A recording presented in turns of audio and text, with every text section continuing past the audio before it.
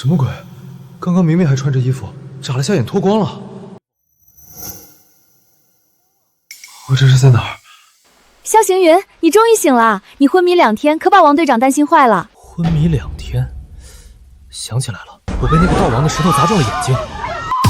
快跑！是那个 S 级通缉犯，连绝17座诸侯大墓的盗王太岁。老子九死一生才从血尸墓里带出来的贱货，谁也别想拿走，大不了一起死。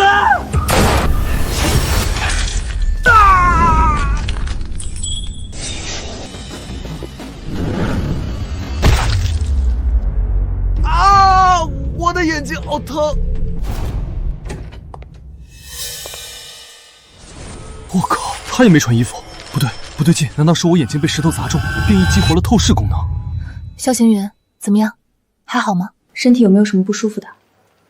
没有。那行，没事的话可以出院了，有事随时联系。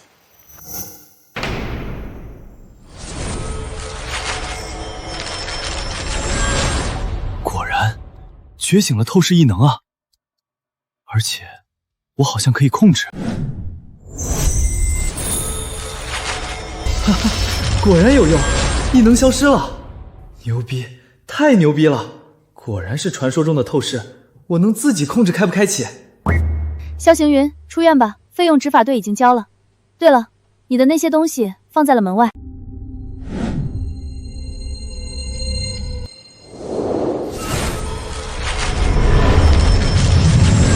这是我摆摊的古玩，居然可以透视得一清二楚。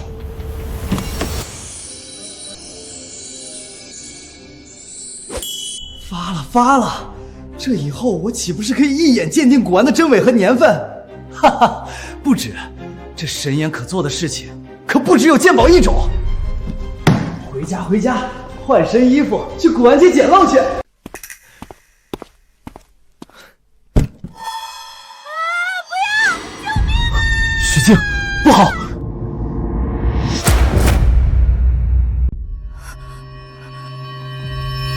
房东大爷，你不要这样，请先不让我报警了。小美女，给我上一次，我给你钱，好不好？你在什么？肖哥，救我！你干什么呢？快帮我报警！房东他想那啥我。胡说！你这是污蔑！你们没有证据，执法队也不能把我怎么样。哼，反倒是你们准备好搬家吧。搬家？好啊，有钱还怕租不到房子？不过我突然想起一件事儿。什么事儿？既然你说没证据，那老子多踹你几脚岂不是也没事儿？别打了！行，你们给我等着，我不会让你们好过。你也甭想好过，如果有证据，现在我就能让你坐牢。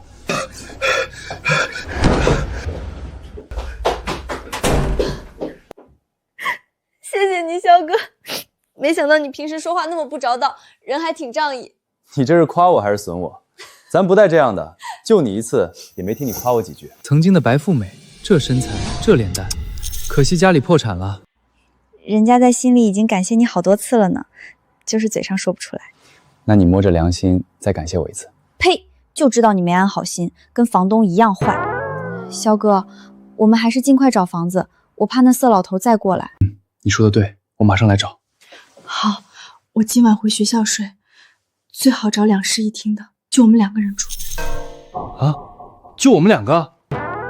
行，就找2室1厅的。耗子，这可事关哥的终身幸福，你自己住在这儿吧。嘿嘿，这许美女不会是在暗示我什么吧？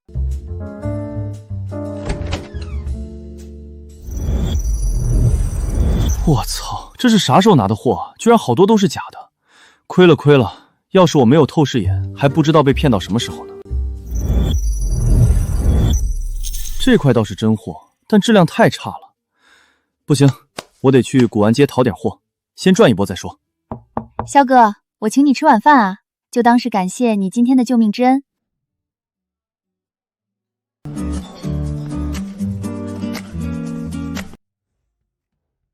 对啊，我这透视神眼可以鉴宝，彩票刮刮乐应该也可以用吧？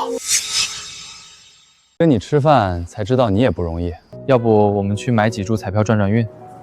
我最近确实倒霉透了，我爸这一波破产后欠的外债不知道有多少。哎，是要转转运气。怎么玩啊？我一点也不懂。很简单，刮开看有没有中奖，纯凭运气。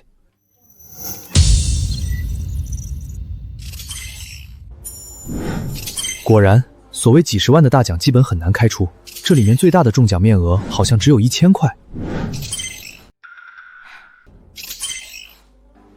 我感觉我今天运气爆棚，你听我的，换这2张。我读书多，你可别骗我。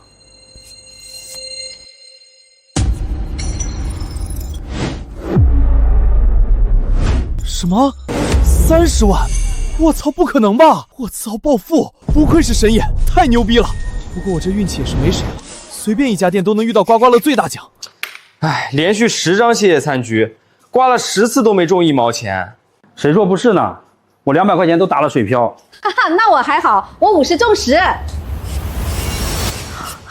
哥，200块，我中了！200，美女好运气啊！10元中200，确实很强了。羡慕啊，赚了190。我就说今天运气好吧，再刮，说不定还能再中一次大奖。好呀好呀，你也过来帮我刮，手指头刮得酸疼。天呐，肖哥，你快掐我一下！我这是不是又中奖了？图案和1000块的图案一样，我是不是在做梦？舍不得掐，掐得太疼，揉揉就好了。讨厌，这么多人呢。肖哥，我真又中了1000元。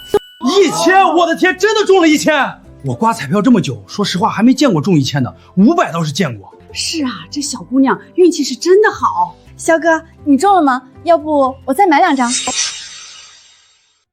别买了，见好就收。我也中了1张1000，其他3张谢谢餐具，还有1张没刮。哇，你也中了1000，你今天这运气也是没谁了，果然爆棚。这替他中了2张彩票，关系都拉近了。这运气，连续2张1000啊！不行，我得买几张沾沾喜馅。肖哥，你还有1张不刮吗？刮呀，这不刚才没来得及吗？你中奖了，大喊大叫，把我都打断了。那你赶紧，我感觉你还能中，因为你今天的运气实在是太好了。中了又中了，看多少奖金！我靠，3个0，最少1000！又是1000，这运气也太不科学了。不是1000，是大奖30万，足足30万啊！30万大奖，我中了30万大奖！我的天，30万啊！肖哥，你今天的运气实在是太好了。走，兑奖去。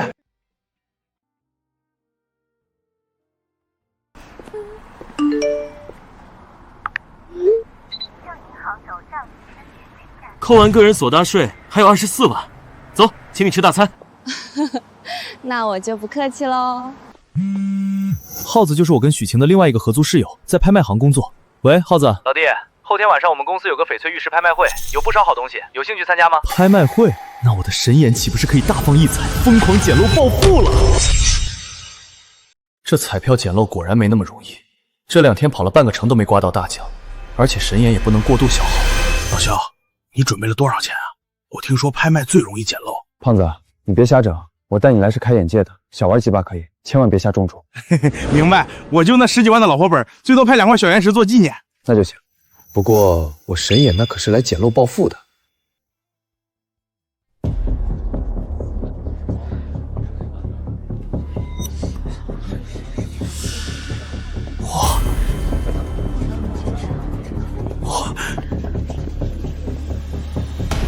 我的天，这就是翡翠原石啊，比我还重还大，起拍价3500万，把我盛海的房子卖掉也买不起。别跟刘老闹进家刮个似的，一惊一乍，看看就好。老肖，那是啥？标箱，这些翡翠原石都是暗标，看到那纸了没？写上报价，投箱子里，价高者得。这就是传说中的暗标啊！对，这些暗标全部超过1000万，我们肯定没机会。就2块好料，2块勉强保本，余下的6块全是垃圾。这一波几千万被坑的有点惨啊！胖子，旁边那些价格便宜的名标，我们倒是可以参与下。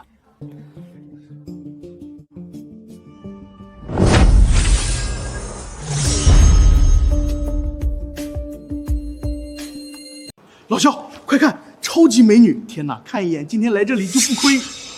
秋日先生。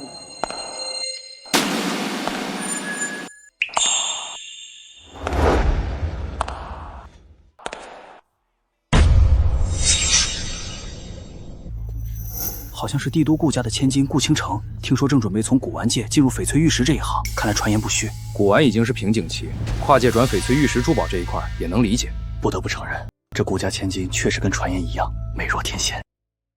为什么我的神眼好像对这些蕴含神秘能量球的古玉有一种极其贪婪的渴望？近100块古玉之中，只有8块古玉发出奇特能量波动，这些能量好像有一股奇怪的生命力，让我想触摸一下。我操，浑身好舒服，眼神变得更清明。刚刚有些神眼过度的疲劳也完全没有了。抱歉，我也不是有意的，这石头废了也没办法，谁让我神眼需要呢？不过，那还等什么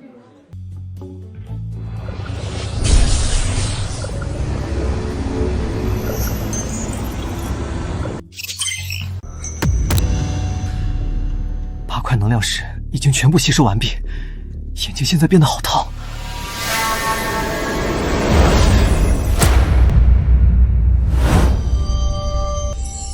我去，我没发动神眼异能，居然这么远手机内容一清二楚。这古玉蕴含的能量可以让我的异能升级，不知道升级后的透视眼会有哪些变化。那我就从顾倾城身上试试吧。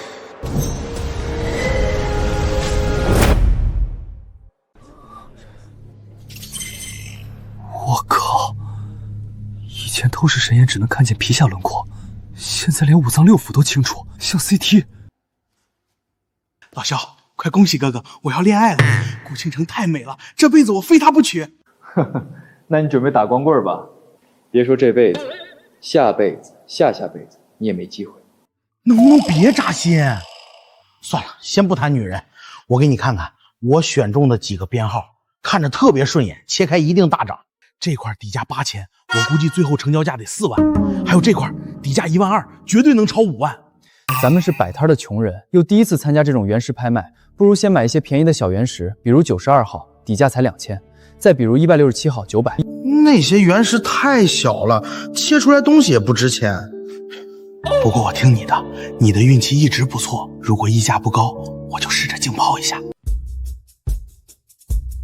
各位贵宾，秦氏珠宝拍卖会即将开始，还请大家移步至2楼的拍卖区。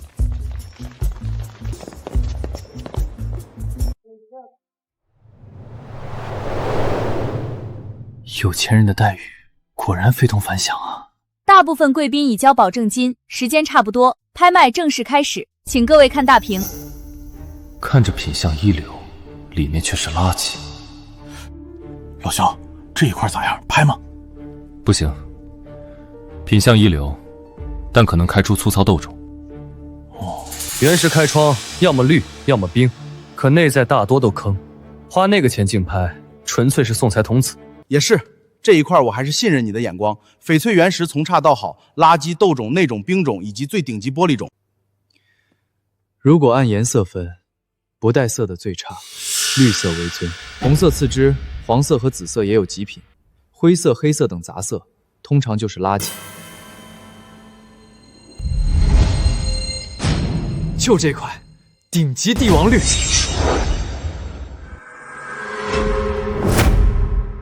就这块，没开窗，重量6.8公斤，外观黑溜溜夹杂褐色，起拍价9000。这块未开窗原石翡翠，底价9000，每次加价不少于1000，或者是1000的整倍数。现在开始竞拍。贵宾42221，贵宾出价3万，贵宾336出价3万3。没开窗的石头都有人抢，这块石头我可是势在必得，是一块帝王绿啊！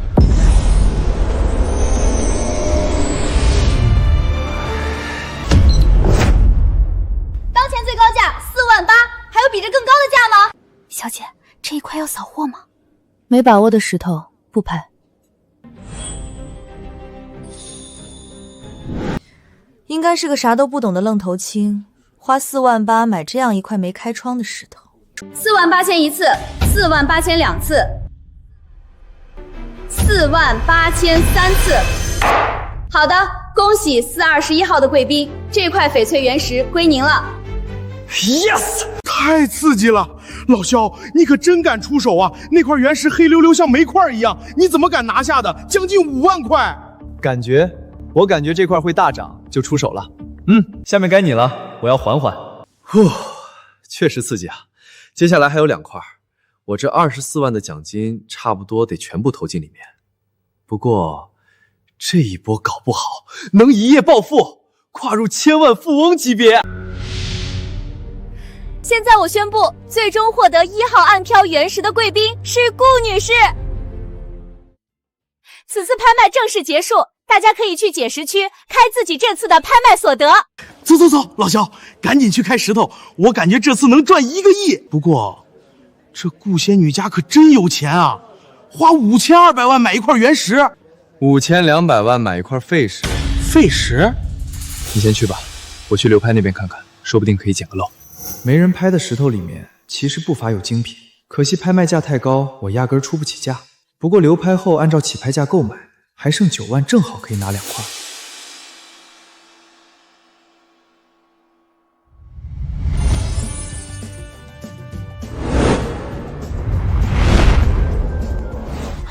就是这一块了，五彩翡翠。这块石头起拍价8万，拍卖当时价太高了，压根出不起。没想到这下流拍，正好给我捡个漏。五彩翡翠比起3彩，稀少度不在一个量级，特别是这么巨大的，最起码1000万起步。还有一块，则是小漏，羊脂玉。其他4块石头放一放，先解一块帝王绿，来探探市场风险，最好能当场卖出去，拯救一下空虚寂寞冷的钱包。完了，全完了！连解4块我最看重的原石啊，全切垮了！起来，你在这哭算什么事儿？20多万是我全部的家当啊，连2万的本都收不回来。现在就剩你帮我选的那块，我都懒得切。男子汉大丈夫，输赢各凭本事，哭啥？哪有赔光？不还有最后一块吗？我要是你，就把它也切了。你说的轻巧，算了，愿赌服输，老子不抱怨了，切，把剩下那块破石头也切了。哈哈，这胖子真可怜，几10万的本钱全打水漂了，一看就是新人，当场哭除了给人看笑话，还能干啥？就是当时哥们儿我在缅国公盘赌石，输了上千万，也面不改色，后来被媳妇儿抽了几耳光，才哭出来。顾家千金的暗标切垮了，我的天！没开出好料子啊！一下子赔了几千万，这是一堆什么破垃圾啊！从中间一刀切开，没见一点绿。暗标有点坑人，刚才那位许先生的暗标原石也切垮了，不过好歹是一块巨大难种，最多赔1半。居然还想切！涨了，大涨！大伙儿都来看看，我买的翡翠原石切涨了，我切出了冰种红翡高冰。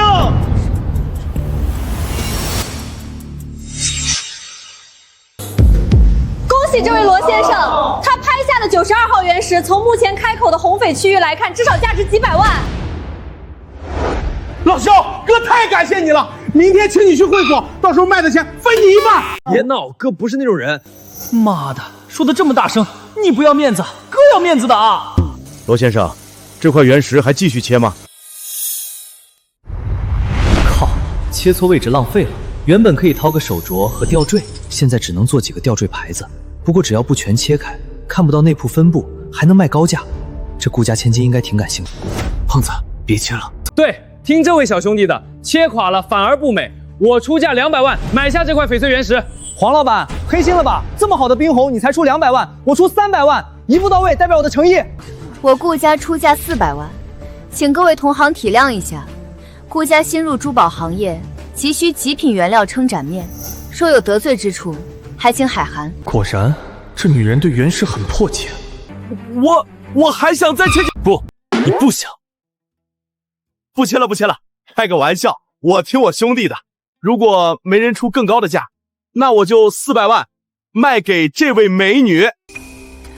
顾家花了5200万买的那块暗标大原石，第二道还是没出了，5200万啊，都打水漂了。师傅，麻烦帮我这一块开一下，就这儿，稍微磨一小层即可。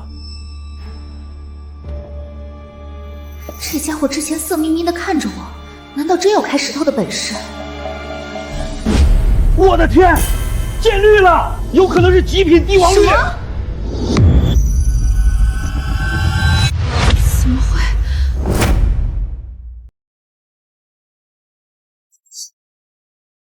极品冰绿，极度接近帝王绿，大涨，超级大涨，确实很有可能是帝王绿。就这一个开口，几百万有了，最少几百万。不过有可能全绿，也有可能里面是裂的。这块编号为54的拍卖品，底价9000元，是肖先生花费4.8万拍下的。之所以标这么便宜，是因为几位鉴定师并不看好。什么？才4.8万？暴富啊！这回报率！肖先生，我可以采访下你吗？当时您是出于什么考虑才拍下这块原石的？我也是第一次竞泡原石，其实啥都不懂，只是觉得这个原石看着很顺眼，价格又不贵，于是就试着竞拍。第一次就有如此好运，大家估计都羡慕坏了吧？我也觉得这小子走了狗屎运。冰绿啊，比刚才那块冰红的品质更高、更大、更值钱。我们光顾着听主持人瞎吹，似乎忘了解释师傅还在切割啊！难不成他还要切一个窗口？别切了，现在停下来，我出500万。不急，既然切了就要切完，干一半停下来可不是我的风格。哈哈，小老弟年纪不大，却是老司机啊，这破路也能飙车，哥们儿佩服。是不是高手？看他接下来切几次就知道。开你妹的车呀！老子只是叙述事实，好不好？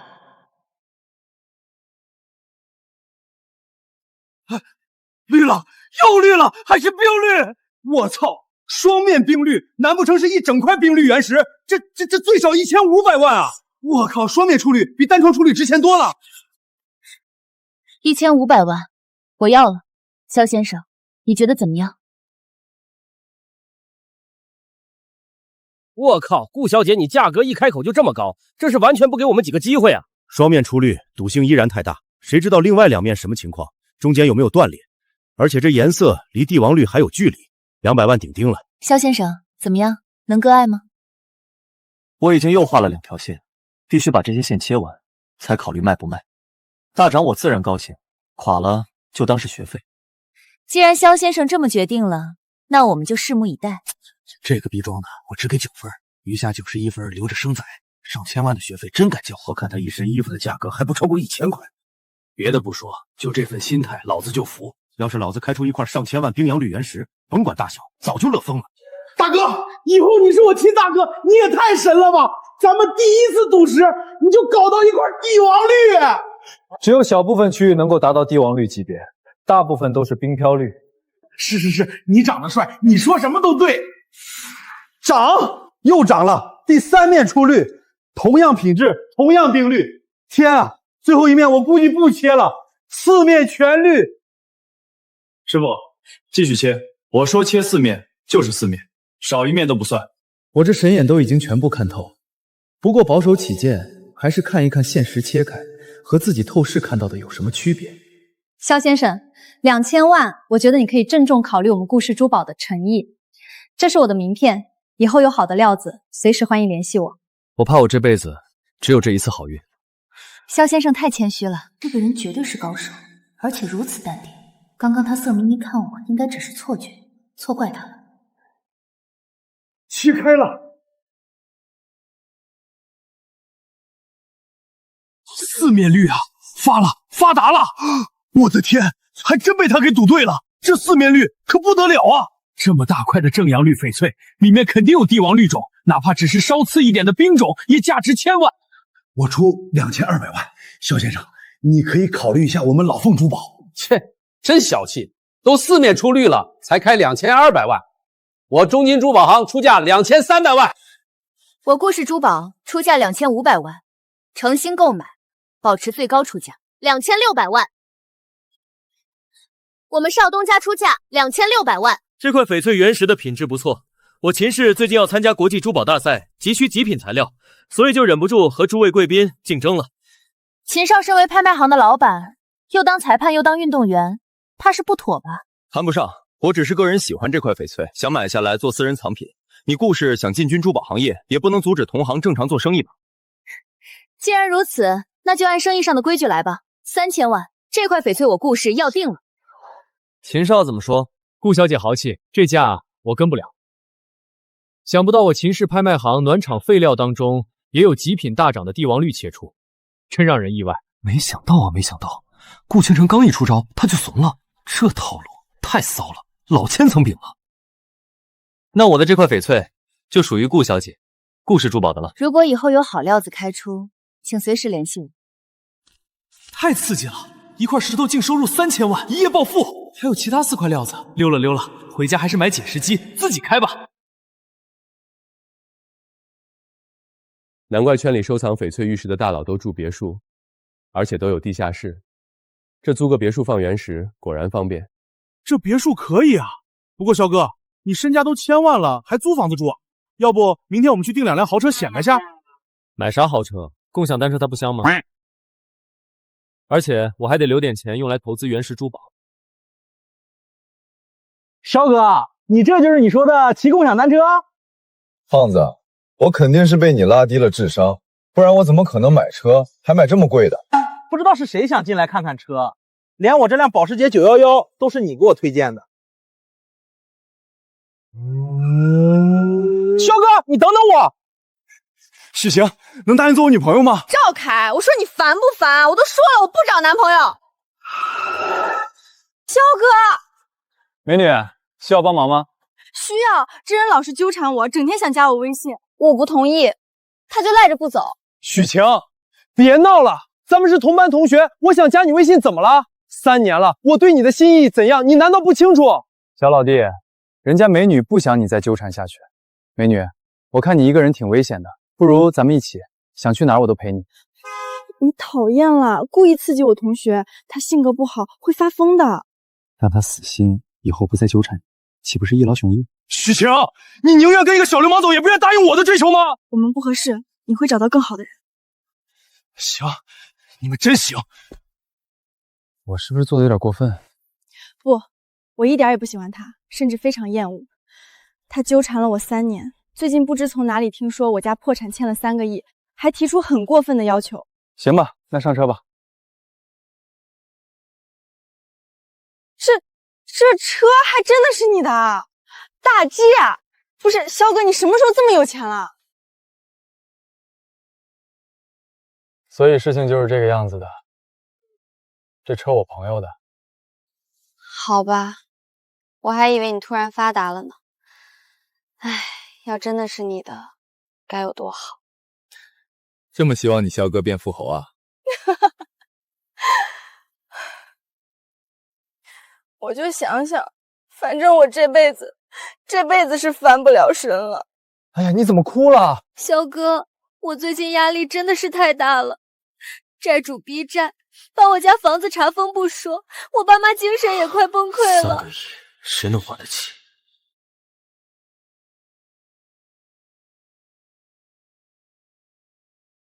肖哥，我们是不是走错地方了？这里太贵了，我有同学就在这里被人包养，你懂的。没走错，我们租的房子就是这里。肖行云，你别闹了，这个玩笑并不好笑。现在大家赚钱都不容易，你别为了面子强撑租别墅，没有必要啊。我刚才不是跟你说了吗？我朋友他最近出国了，那辆车还有这房子租给别人不放心，所以托我照料，帮付水电费就行了。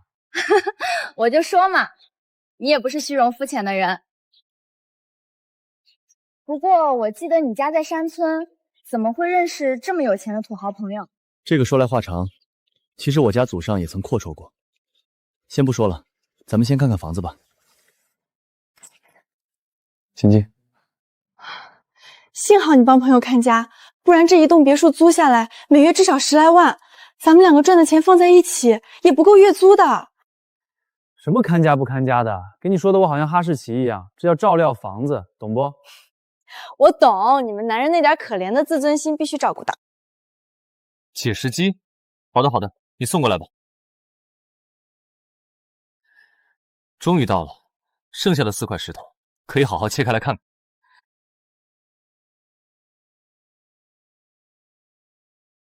先切这块吧，这籽料原石最好切，表皮下全是杨章玉级别的影子，直接中间切开就行。有神也复试，切割真的是太简单了。这块按市场价卖500-600万不成问题，如果有人竞争，或许价格更高。这点窗口还不够，既然里面全是五彩翡翠，切开的范围肯定是越大越值钱。太爽了，这种切割简直会上瘾。继续，还有2块。搞定。你好，哪位？是顾女士吗？我是萧行云，前几天在拍卖场开出帝王绿的那个。是萧先生啊，我记得你，有什么事吗？顾女士，是这样的，我手里还有几块成色不错的翡翠原石，都是已经切开的明料，想问问你有没有兴趣拿下？哦，都是什么成色的明料？一块诺冰级别的五彩翡翠，一块玻璃种淡绿色翡翠，一块诺冰白底飘绿，核心位置有一片全绿，最后一块是羊乳级别的籽料，块头比较大。前几天拍卖会损失了几千万，家族对我很有意义。如果他说的是真的，顾女士，你还在吗？在。这样，我们顾氏珠宝旗舰店正在装修，你可以来我们仓库，刚好有鉴定师傅在，让他们帮长长眼，给你一个公道价。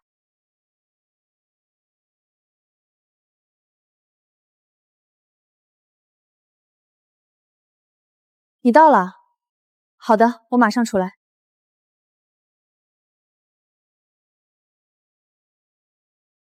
4块石头在后备箱。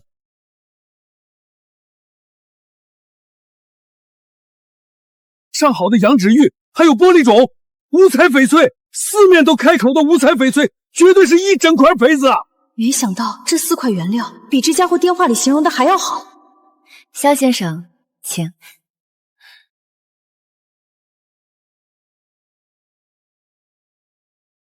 5200万的大料啊，顾倾城应该还是没死心，想看看里面有没有真料。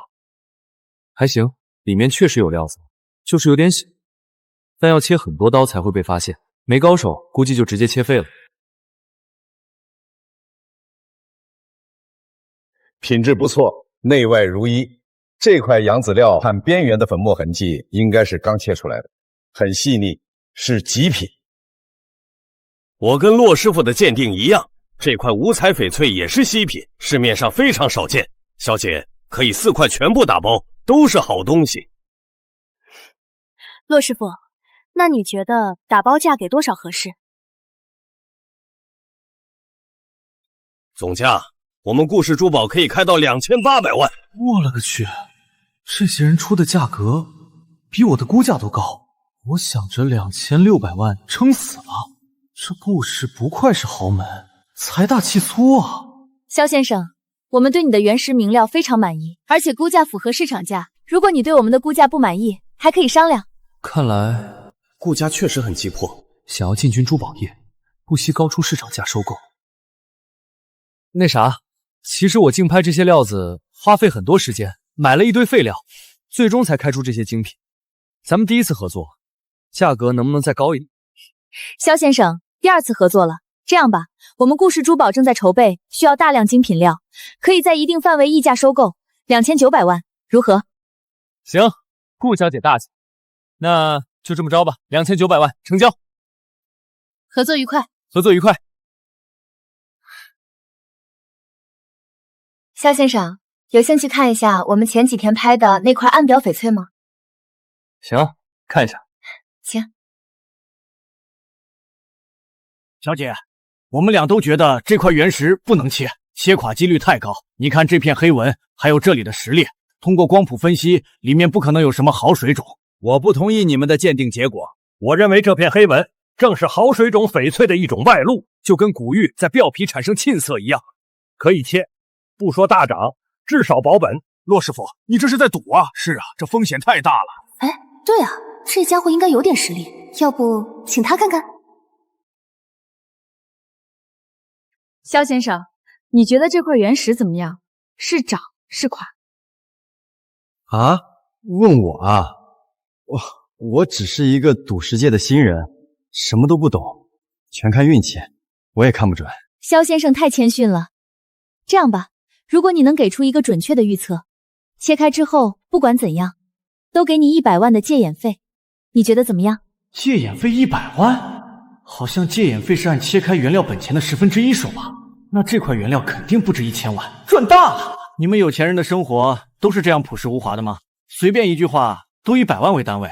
萧先生说笑了，前提是不管涨垮必须准确。果然100万的佣金也不是那么好赚的。行吧，我觉得会涨，涨多少不敢肯定，但绝对是有赚头。为什么？年轻人，说说你的理由。我只是凭感觉，我一个新人，理论知识当然远比不上各位老师傅。真是好笑，我们鉴定了一辈子的翡翠玉石，难不成还不如你这个年轻人的感觉？这太荒谬，太可笑了！哈哈哈哈！鉴定翡翠原石，一靠眼力，二靠经验，三靠运气，唯独和年纪无关。若论年龄，我比你们都大，也没你们听我的。诸位师傅，别吵了，隔行如隔山，不管结果如何，我都感激各位的努力。我让萧先生帮我鉴定，无关技术，其实就是想多找个解释的理由。现在理由找到了，那就切。行，既然顾小姐这么说，那就切吧。反正我们也已经尽力了，就算切垮了，也不能怪我们言之不预。萧先生，你觉得呢？算了，送佛送到西吧。我觉得这样切比较妥当。萧先生，为什么要这样切？我觉得这里会有一个天然的裂痕，也就是表皮上这个裂纹的纵深延续。这样切开，刚好可以省一刀，也能最大限度避免原料浪费。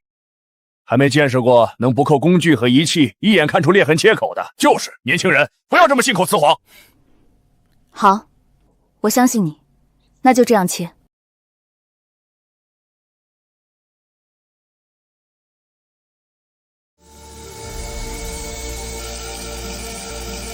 专业的解释间必须尽快建好，特别是隔音方面。是顾总，明天就会办妥。顾小姐，已经切好了，料子在冲水。怎么样，涨了吗？还是请几位师傅看看吧。好，我看看。涨了，大涨！恭喜顾小姐！竟然涨了！果然是隔行如隔山。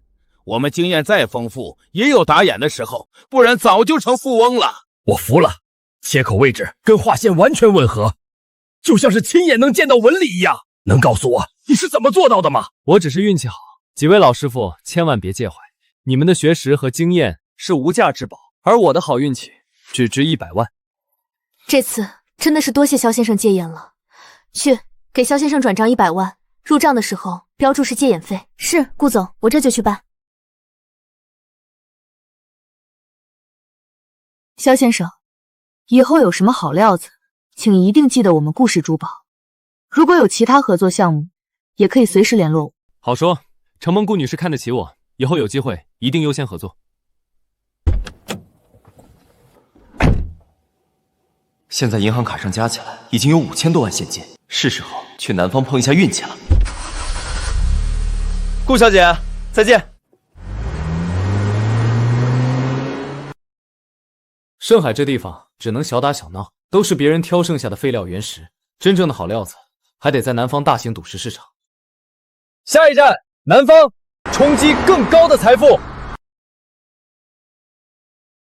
顾总，萧行云这个人有些奇怪呢，以前从未听说赌石界有这号人，而且他的穿戴也不像有钱人，这奔驰大 G 也是刚买的。每个人都有自己的秘密，身为商业合作伙伴，最好不要探寻。只要能给我们带来利益，必须保持敬意。是，顾总，我也只是在心里随便想想。想也不要想，去忙吧。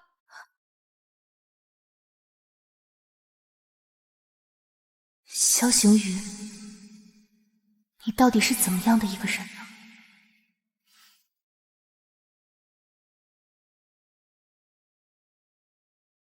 云哥，咱们什么时候去南方玩赌石？就这2天吧，我把盛海这边安排下就动身。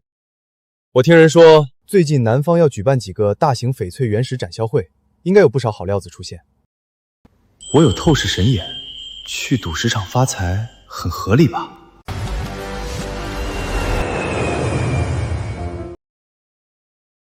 如果回来的时候咱们钱没输光，就坐头等舱。你忘了，你连开3块废料的恐惧了。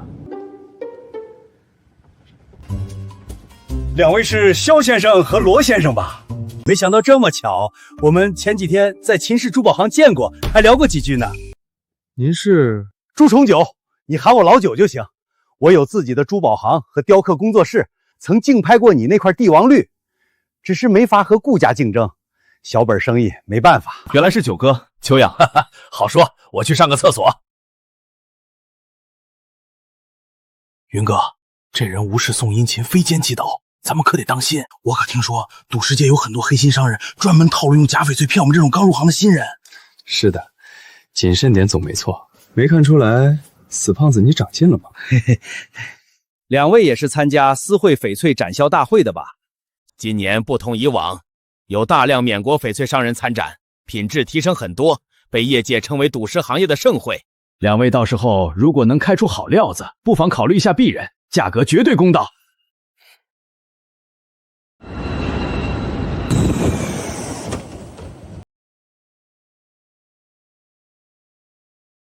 哇，真热闹啊！这就是翡翠玉石展销会啊！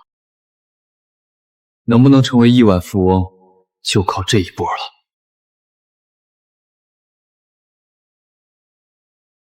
云哥，咱们从哪里开始？就从大门口第1排开始看，多看多问多听少买，遇到合适的就可以买一点。记住，别都买了，留个50万在手里。好的，好的，我明白。有事随时电话联系。我只带他来玩赌石，不能一起弄。赌石这一行最忌讳合伙，不管切掌还是切胯，总会产生分配不均的隐患。幸好死胖子也是个聪明人。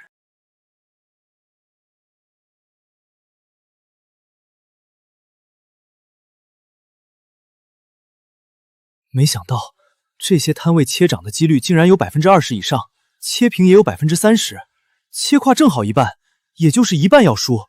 这还是全赌料的情况，这些开窗的半赌料涨的几率更大，但本身价格也高。之前在秦氏珠宝竞拍的那些原石，标得底价是真不高啊，5到6万，这里高了整整好几倍。不过拍卖行切掌可比这里难多了。我现在身怀透视神眼，赚大钱问题不大，但用哪种方式才能最安全、最快速，而不会被人注意到？像之前拍卖会当众解释竞拍来钱方式最快，但这种得少用，一直开出极品翡翠。就算是傻子都会觉得有问题。这一行的水可是很深的。不过有罗胖子帮我挡枪，至少可以分担一下火力，先赚到本次展销会的第1桶金再说。男人有了钱才能更坚挺。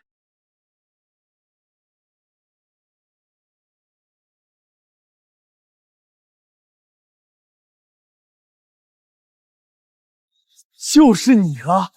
极品全满帝王绿。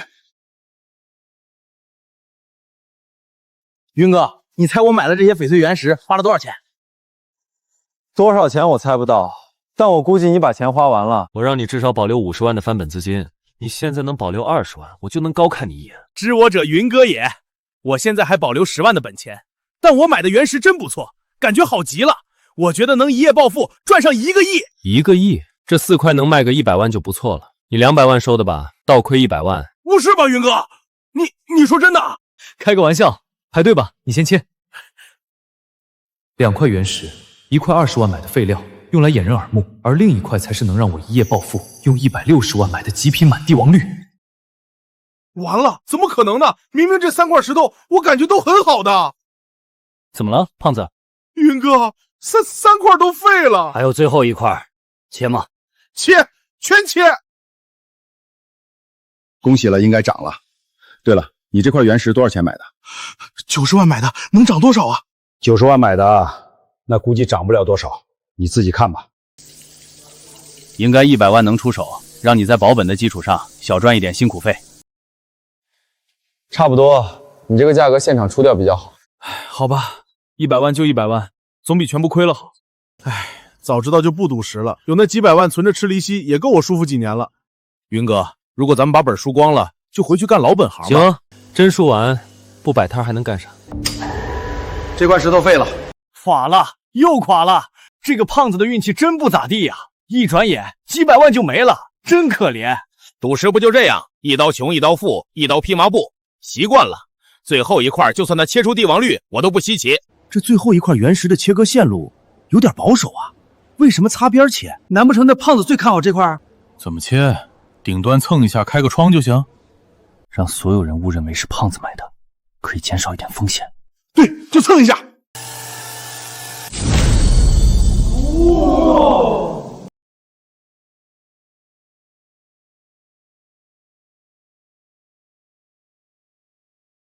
我跟你们说呀，这里一个帝王绿翡翠吊坠就价值几百万，比萧行云那个装逼货的奔驰大 G 贵多了。你他妈连奔驰大 G 都没有，瞅瞅人家开奔驰大 G 的人，你脸不脸红？呵呵，等会儿我带你们到解释区，给你们现场直播，看看什么才是真正的富豪。我的天啊！帝王绿这么大块的帝王绿，老子3、4年没见到了。1个亿，就这一刀，至少让这块原石价值1个亿。太疯狂了！这胖子的运气太好了，我承认我嫉妒了。这次展销会我来值了，见证了快要破产的胖子瞬间变成亿万富豪的全过程。看到了吧，家人们，这就是帝王绿，这么大块的，最起码几千万起步。我出8000万，你别切了，就这一刀已经把绿面全部展现出来了。别扯淡了，8000万往哪儿买这么大的帝王绿？我代表秦氏珠宝行出价1个亿。等一会儿，我们少东家马上就来。看到没有，家人们，这才是真正的富豪！一块翡翠原石就值1个亿，那些把奔驰大 G 当宝贝的暴发户和人家相比，至少差10条街。火强，这块翡翠原石旁边站着的，好像就是买大 G 的萧行云。萧行云，你怎么在这里？哟，这不是老班长吗？好久不见，我和朋友一起买点翡翠原石，凑个热闹。老板，还要切吗？切，按照划线的切。这块价值1亿的翡翠原石是你买的？是又如何？不是又如何？咱们是同学，我就是关心你一下，怕你被骗了。滚！别在这里碍眼，我和云哥正忙着呢，你没看到？有罗胖子在前面做挡箭牌，以后也不能再这样公开解释了，曝光的几率太高，风险太大，得尽快结束，避免节外生枝。秦氏珠宝行的少东家到了。这石头能否割爱？我愿出价1个亿。1个亿啊！我的乖乖，果然一刀成就亿万富翁了，这运气也太好了吧！秦总，你得等下，第2刀不切出来，谁来了都不卖。你就不怕切垮了？一旦切垮，这1个亿可就没了。怕切垮还玩什么赌石？既然敢切，我就有把握。那就按照罗老板说的，再切一刀。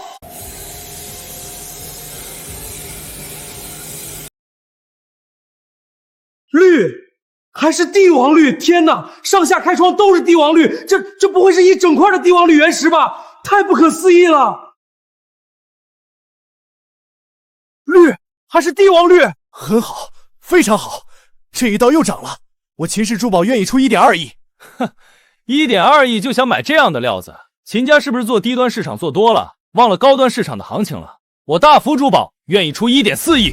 竟是大福珠宝的采购部总经理，他竟然亲自出面竞拍这块帝王绿翡翠原石。现在极品料子如此稀缺吗？大福珠宝占据全国珠宝行业半壁江山，秦氏珠宝在大福珠宝面前那都是小弟级别的。周总亲自出面，看来竞拍的意向很强烈啊！呵呵，竟然是大福珠宝，这可是整个翡翠玉石行业财神爷级别的存在。今天看来是要发大财了，1亿能卖，竞拍多卖个几千万问题不大。周志奇，你这么加价有点坏规矩吧？溢价太多，势必引起原石市场新一轮涨价，原料价格太高，我们都没法赚钱。我这是溢价吗？不，秦少东家，你对我们大福珠宝了解太少。我觉得这块翡翠做成成品后就值这个价。你这是抬杠！我说原石价，谁跟你讨论成品价了？既然你有意要竞拍，那我就奉陪到底，1.5亿！我的天，1.5亿了！秦氏珠宝果然财大气粗，这价格都快翻1倍了。哼，那就开始呗，1.6亿。你，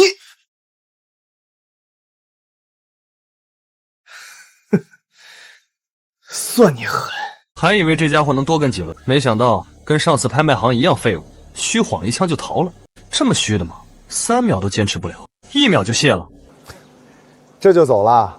秦氏珠宝果然不敢涉足高端市场。既然如此，那我大福珠宝只好接盘了。这位先生，你觉得这个价格怎么样？不怎么样，我出1.8亿。我去，这谁呀？这是顾家那个千金吧？真豪啊，直接加价2000万。是他，顾家要转型，显然迫不及待了。就是让这么一个娇滴滴的大小姐负责这块业务，未免有些儿戏。不过不吹不黑，顾家这千金长得还真的是仙女下凡。顾倾城，怎么哪儿都能见到他？萧先生，我们又见面了。我顾氏珠宝刚开始进军翡翠玉石行业，不会放过任何一个大型的展销会，也不放过任何一块好料子。那这对我来说可真的是大好事。原本我估摸着这料子切开后最多卖1亿多，1.4亿就差不多了，没想到直接爆到1.8了，甚至还有冲高的可能。顾氏珠宝还没开业，连店名都没确定呢，就敢和我们大福珠宝竞争高端原料，你确定你是认真的吗？店名叫什么无所谓，反正都是顾氏产业。我只是想要竞拍我喜欢的料子，和谁竞争并不在意。很好，我们大福珠宝就喜欢这种无知者无畏的行业新人。这块帝王绿原石，我们大福珠宝要定了，2亿，2.21亿，2.3亿。我去，这比一开始都翻了1倍了啊！太好了，那死胖子赚翻了。这种竞争架势，还有冲高的可能。顾氏珠宝是翡翠玉石界的新人，大福珠宝是资深大鳄，两股新旧势力的冲击，对我是大利好。2.4亿，2.45亿，2.6亿。疯子，真是疯子！你这个不懂市场的疯子！你出这么高的价，根本没法赚钱。赚不赚钱无所谓，主要是我喜欢这块料子，而且我有钱。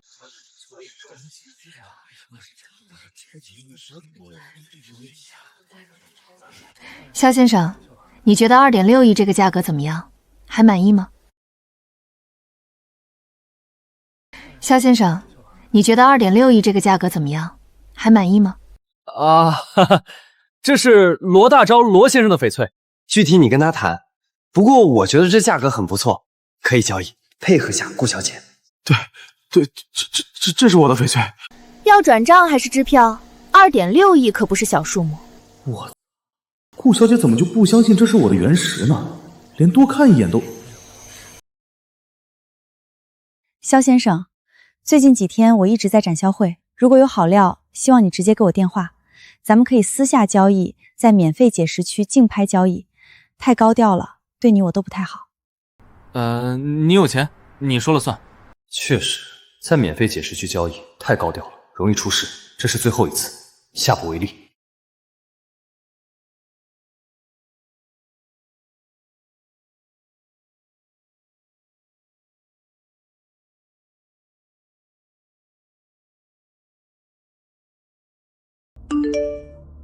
胡国强，把现场发生的情况详细报道一下。老萧，你在思惠市的翡翠玉石展销会做什么？那块刚切出来的帝王绿翡翠，是不是你的？和朋友在翡翠玉石展销会赚了一点小钱，看到胡班长了，只是嘴巴很臭，差点挨打。发个红包，希望大家劝劝他，让他每天按时刷牙。哈哈，班长嘲讽错了对象。刚还说你开奔驰大 G 抵不过一块帝王绿翡翠吊坠，结果老萧直接开了块帝王绿原石，做100个吊坠都没问题。笑死！胡国强瞬间被人打脸，胡国强滋味爽吗？抢了一个500的大包，感谢肖老板，肖老板大气。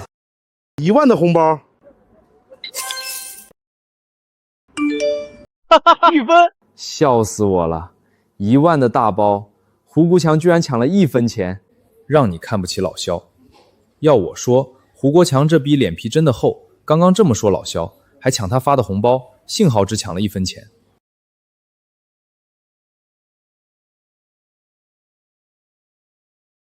云哥，只怪我今天激动上头了，不然也不可能一口气花了200多万，亏惨了。要不你帮我一把，只要能回本，我就老老实实回去摆摊。胖子，赌石风险很大。我也不能保证可以吃一辈子，今天赚了，明天就有可能赔光。我只能说尽力帮你，但不保证你一定能赚钱。我懂，我都懂。来，这杯我敬你，明天就拜托了。哈哈，真巧啊！这不是肖先生和罗先生吗？咱们又见面了。原来是朱老板，你们还没吃啊？我和朋友都吃过了。无妨，就算吃过了，也可以坐下来聊聊嘛。我给你介绍下，这位是缅国的丹托先生，圈内著名翡翠商人，有自己的翡翠矿区。幸会，你好，我在思惠市也有一家翡翠原石店铺，你若有兴趣玩几轮，我可以给你打折。多谢，有机会一定过去。我们吃好了，你们随意，我和朋友回房休息。哎，好。这人戒心挺强的，不过他手里有钱，而且是新人，只要设个局，定能把他手里的钱全部骗出来。骗这些新人没多大意思，我那个矿坑快空了，最近已经挖不出翡翠原石，需要几个肥羊接盘，你帮我物色一下，到时候亏不了你。哈哈哈哈哈！放心，这事儿包在我身上。云哥，那个朱老板阴魂不散是什么意思？要不要我搞他一顿？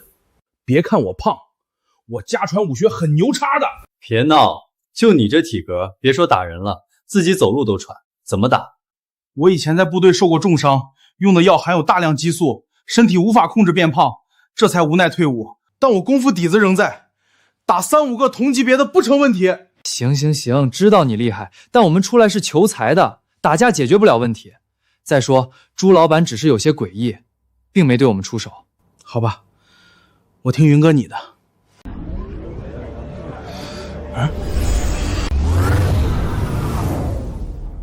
胖子，就这块吧，应该能涨。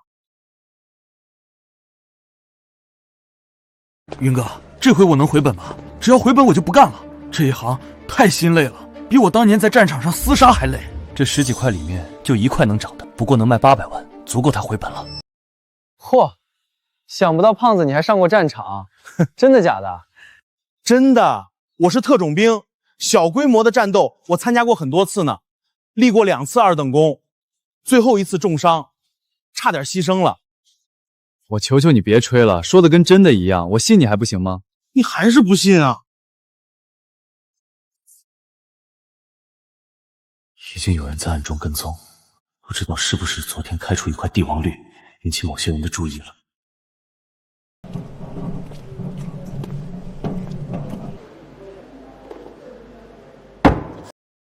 唉，垮了，只是豆种，还不带色，卖不了几千块。唉，这块也垮了，里面有裂缝，实感太强。完了完了，这回真的完了。云哥，如果我输光了古玩街也没脸回去，你就收我当司机吧，每月随便给点零花钱就行。行，就凭咱俩关系，给我当司机，我给你开高薪。放心，足够你养活保时捷911的。涨了，大涨了，切出来一块玻璃种的好料子。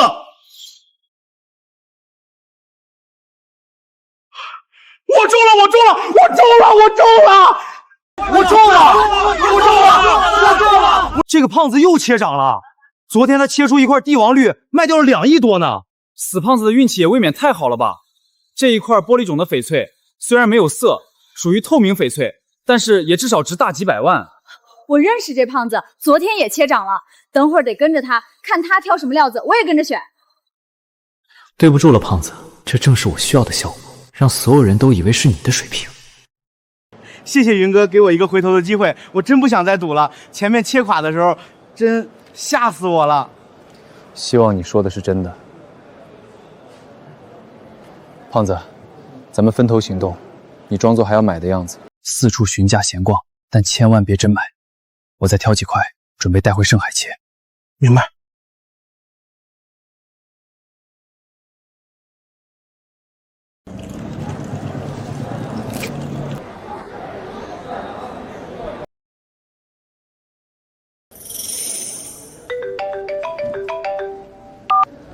云哥，怎么样了？我带着这群孙子溜达一圈，快累死了。果然像你预料的那般，我想买啥，他们就抢着买。干得漂亮！等我再开出一块小涨的原石，就请你吃大餐，再附送一顿宵夜也不是问题。肖老板大气，以后就跟你混了。我把最好的料子都已经买到手，索性再去挑几块大型的，让顾倾城那边帮我开了，反正没人注意我。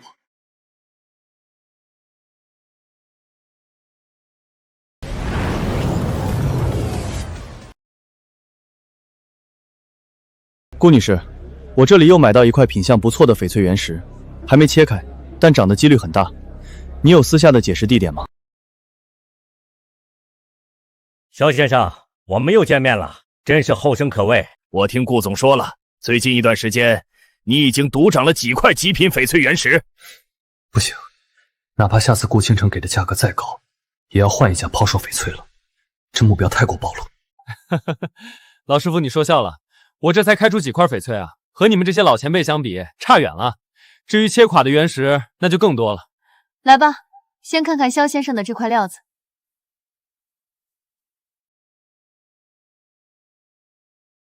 综上所述，这块原石的赌性很大，可以见绿，但绿有多少说不准，也可能一条线，可能一大片，再加上这裂缝，所以价格并不会太高。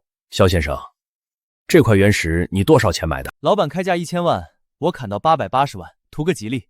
哈哈，你可真能砍！老板喊价1000万，其实并不高，但这块原石让我遇到，我真不敢下手。5成涨5成跌，所以不如买其他更有把握。所以喽，赌石，不切开谁也不知道涨跌。但从几个绿点的连贯纹理来看，出绿的可能性非常大，那就切开看看吧。开始吧。顾小姐实在是太客气了，谢谢，我自己来就行。肖先生不要拘束，承蒙信任，你卖给我顾氏珠宝的几块翡翠很受雕刻师傅喜爱，以后可以加强合作。只要是好料子，我顾氏珠宝来者不拒。互利互助嘛，以后一定加强合作。接下来得低调了，必须控制好时间间隔，不然谁都会怀疑我。这……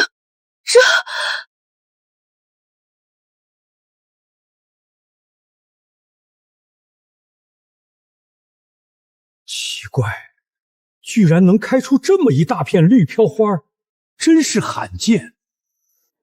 肖先生的运气让老朽没话说，裂纹到绿肉的时候都自动消失了。真漂亮，这么纯净均匀的飘花绝对少见，而且胜就胜在均匀透亮水润。骆师傅，估个价。顾总，这才第一刀，不再切2个边看看情况？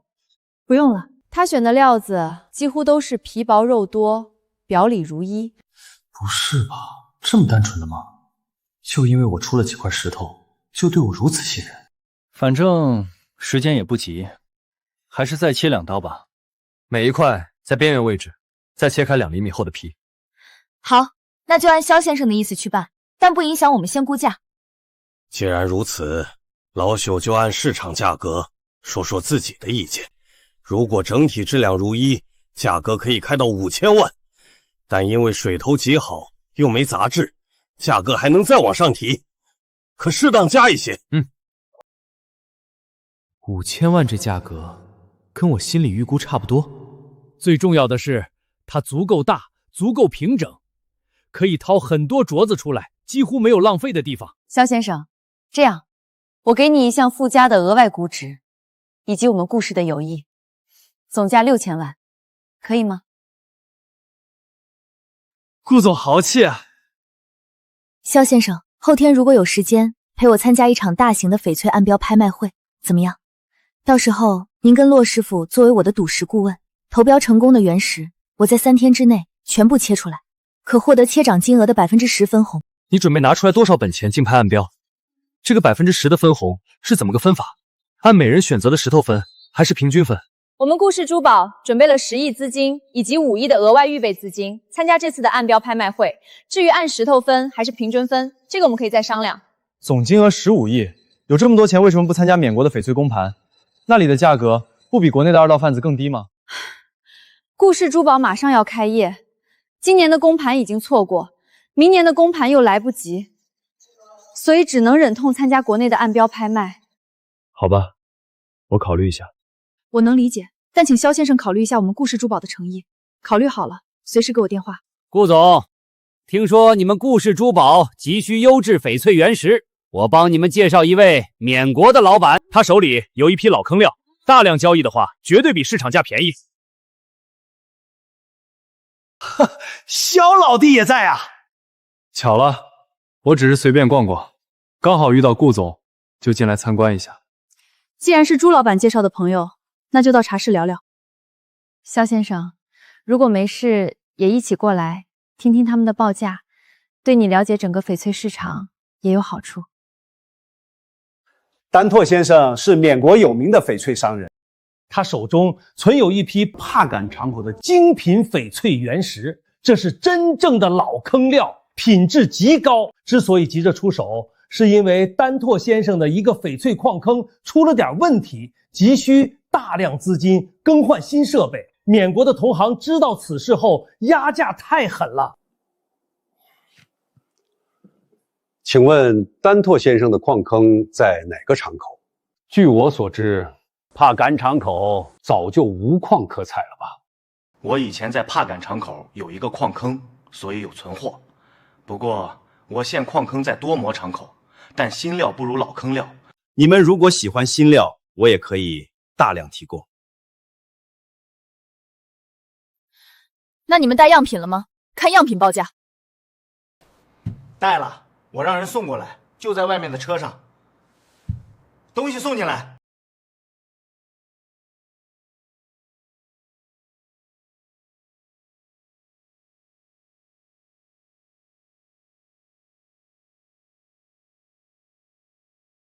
肖先生，你也帮我长长眼，看看这一批帕坎老坑料的品质如何。肖先生年纪轻轻，怕是对老坑料的鉴定没那么有经验吧？我就随便看看，有骆师傅这样的专家在，我只有学习的份儿，哪有能耐长眼？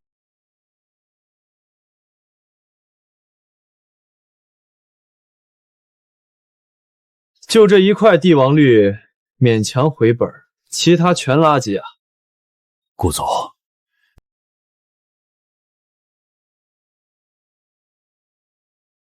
肖先生，骆师傅觉得这批帕敢敞口的老坑料子还不错，你觉得如何？不是，这20多块原石，只有1块能长，这也算不错。我看不出来。骆师傅既然觉得不错，那应该不差吧？反正让我买，我是不敢买的，总觉得差点意思。哦，那我再考虑下吧，毕竟这一单不是小数目，我需要谨慎考虑。应该的，这是我的名片，确定要合作时再给我电话。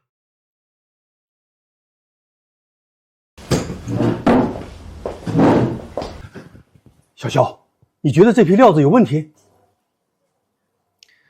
料子没什么问题，确实是帕敢敞口的老坑料，只是感觉不太好，没有让我怦然心动的感觉。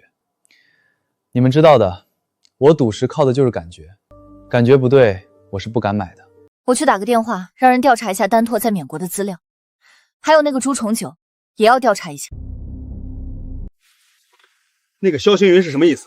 他竟然看不上我们这批样品，这可是我们千挑万选出来的样品，连这都看不上，那其他料子在他眼中岂不是垃圾？只要把他骗到我们的仓库，我会想办法把他身上的钱榨光，再找人警告他，别再乱说话。断人财路如杀人父母，这家伙必须把他给处理了。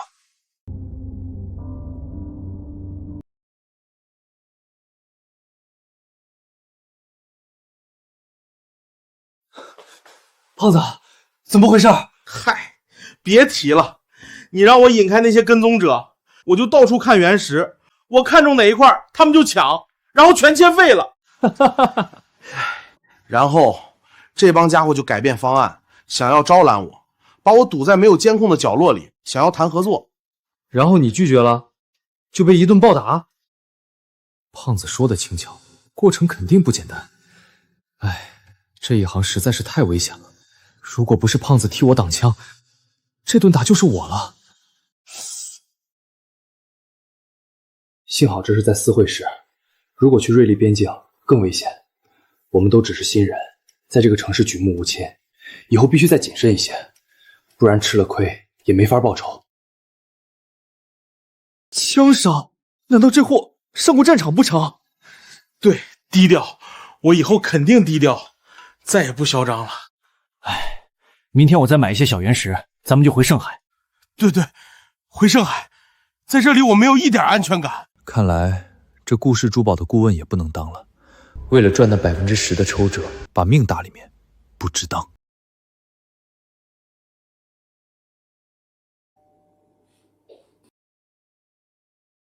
谁啊？您好，先生，我是酒店服务员。今天周六，本店有免费的宵夜提供。不需要，我们不饿。先生，这是我们的工作，送出的宵夜需要收集评价的，请不要为难我们，请开一下房门好吗？有问题，我们已经被人给盯上了。那怎么办？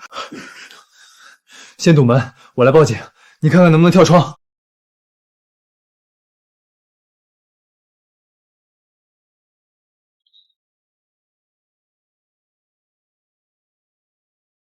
不好，他们可能发觉了。走！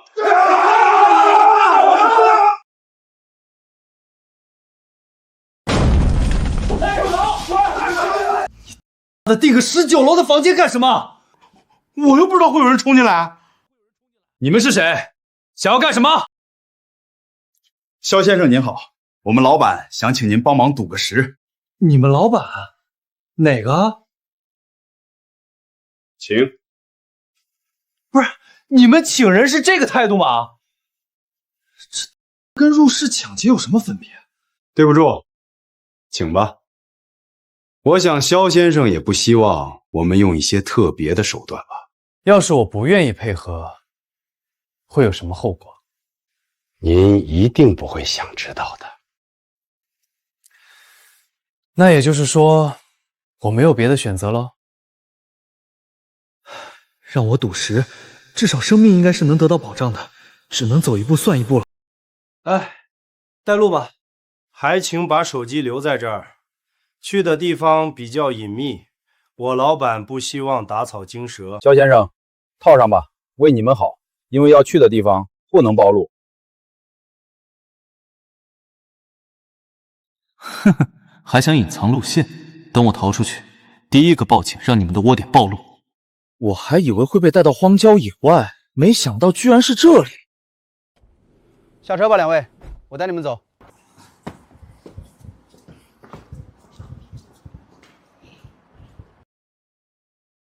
哈哈，老子押中了，7号原石大涨啊！老子赚了3倍！快，给我也来一块！原来是赌10黑市，看来是我暴露了，有人让我来替他赌10。哎，果然不能这么高调。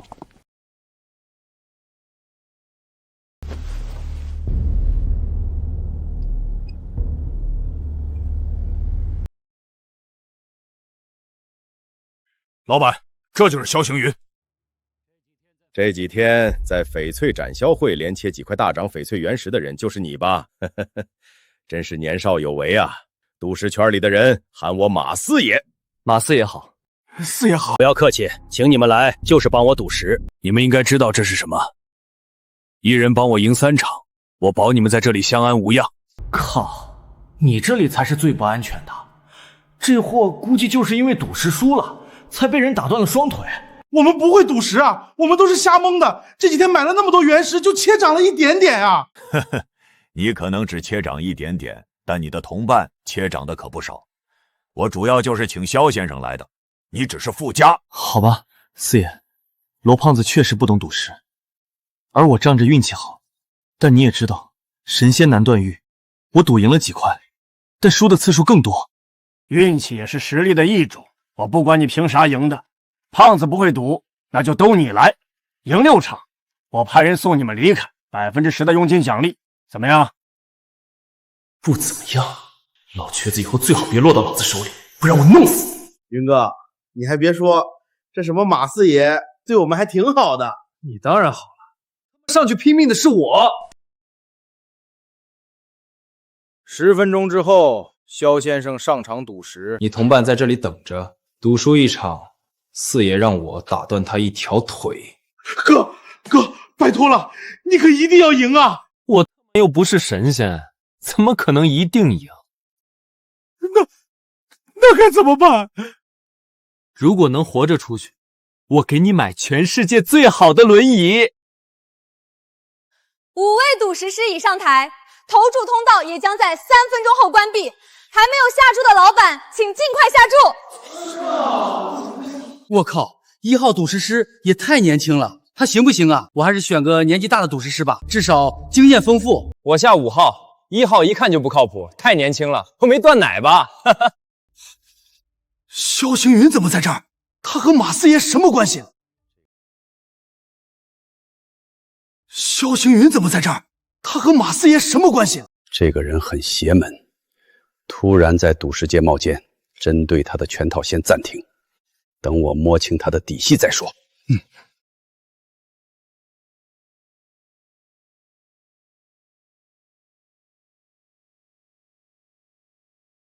就这块了，最值钱。各位赌石师可以随意观察这些翡翠原石，看中哪一块抢先选中，这样别人就不能再选。所以速度也是判别胜负的关键。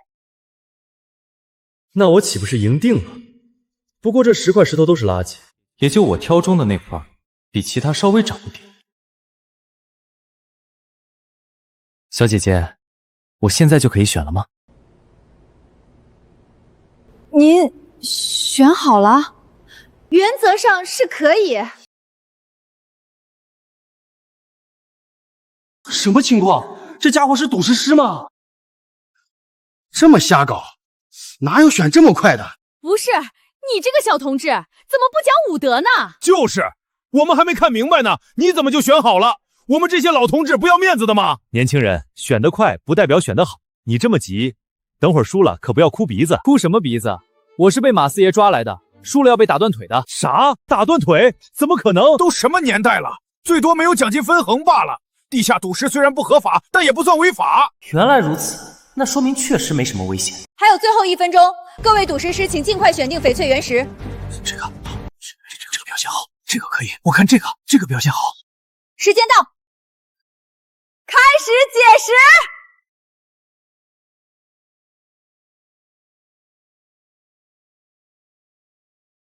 先开1号。哈哈哈，1号那菜鸟肯定是块废石，绝对的，压根都没看，直接就挑了一块。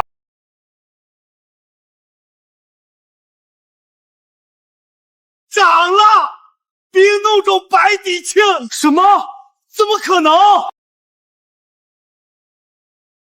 我靠！有没有搞错？1号居然开出了冰冻种白底青，走狗屎运了！哈哈，老子压中了，3倍赔率啊！1号小帅哥无敌，只可惜老子只压10万，早知道就压100万了。操！本来我压1号，后来又改5号了，20万打水漂。肃静，才开了第1块，后面还有4块要开。这还开个屁呀！肯定1号赢了。就是冰种白底青，基本稳了。万一后面开出帝王绿呢？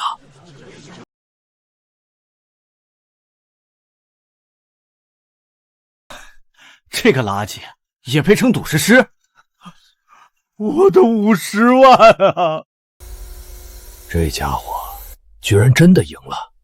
本来只是随便碰下运气，看看市场中新出现赌石师的水平，是运气还是真本事？老板，第2场胡老板要求提供原石，他在监控室骂骂咧咧，说我们作弊。哼！如果赌石能够作弊，我直接杀回缅国公盘了，还在这里玩什么地下盘口？同意他的要求。是，老板。不愧是我云哥，给力！我纯粹是运气，没看出来我随便选了一块。是运气，不过四爷不是说了吗？运气也是实力的一种。刚刚那赌石师说马四爷的威胁是假的，不会打断腿。要不要试试？我如果场场切掌，肯定没法活着离开这城市，所以下一局必须输，试试这个马四爷的反应。胖子，对不住了，苦一苦兄弟，也是为了你好。萧星云，请准备一下，马上进行第2局。我倒想看看，切出废料输了1局会怎么样。1号切出废料。我就知道这家伙是个废物。连续2轮开出了废料，第1轮果然是蒙的，我信了他的鬼，下次再压他我就是狗。这马四爷果然是恐吓人的，连续输2局都没把我怎么样。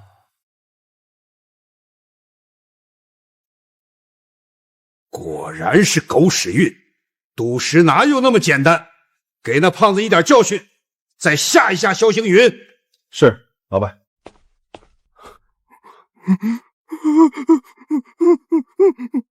死胖子这么惨，这么快就被人打断了双腿。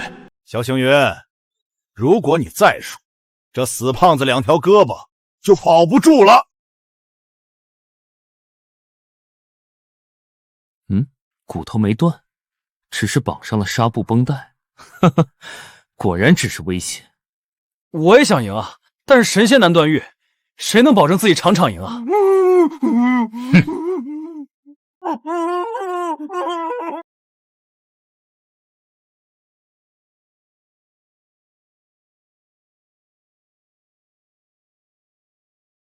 涨！你看这萧行云，除了第1场蒙对之外，已经连输了4场。不用说，这一场铁定也是输的。前面3号赌石师可是开出了一块极品玻璃种冰绿，我已经等着收钱了。哈哈，10倍的赔率，爽歪歪，1000万啊！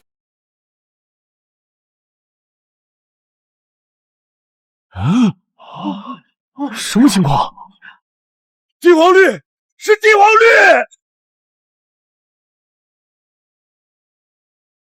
哈哈哈，发了！20倍赔率，400万到手！我就知道1号赌石是最牛！不可能，不可能，怎么可能？1000万，我的1000万！哎，又疯了一个。大起大落，赌石不就是这样？但这一场也太邪乎了，谁能想到冰绿能碰上帝王绿？这家伙运气实在是邪门。下面我宣布，第6场胜利的是1号赌石师。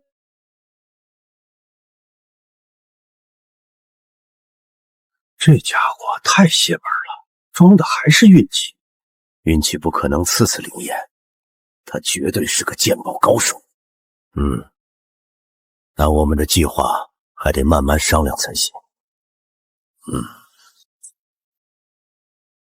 赌石水平还凑合，6局2胜，33.33%的胜率。哼，再练10年8年，技术稳定后，可以去缅国公盘试试手气。这瘸子确实神经病，搞这么大阵仗就为了这点钱。这是答应你的佣金，出去后不要乱说话。把2位贵客送出去吧。看在你给了我200万的份上，我就不把你们的窝点举报了。吓死我了，我真以为回不来了。你的腿没事了？刚才不是被他们打断了吗？他们骗人的，只是在我腿上打了2棍子，缠上纱布，让我装作腿断了。没断就好。走，咱们连夜返回盛海，这里没法待了。没背景和势力，在翡翠市场玩赌石连续大涨，早晚会出事。这几天哪怕这么低调，竟然也被人盯上，差点丢了性命。赶紧走，赶紧走，一刻都不能多待。咱们直接打车去机场，马上回盛海。齐师傅，刚才1号赌石是真跟你说他是被马四爷抓来的？是的，确实如此。他当时似乎顶着很大的压力在赌石，同时还把他住的地址告诉了我，说如果最近有失踪案件，求我帮忙报警。马四爷这个老混蛋就喜欢玩赌石新人的野路子，以后肯定会栽在上面。33.33%的盈率，将来不出意外能成为一个鉴宝大师。胡老板说笑了，赌石者千万，又有几人能达到50%的大师级水平？我今年60有1，赌石一辈子，综合赌赢率也只是41%左右。赌石这一行，终究还是看运气。胡老板，没别的事儿，我先回岗位盯场子了。去吧，看好底下的场子。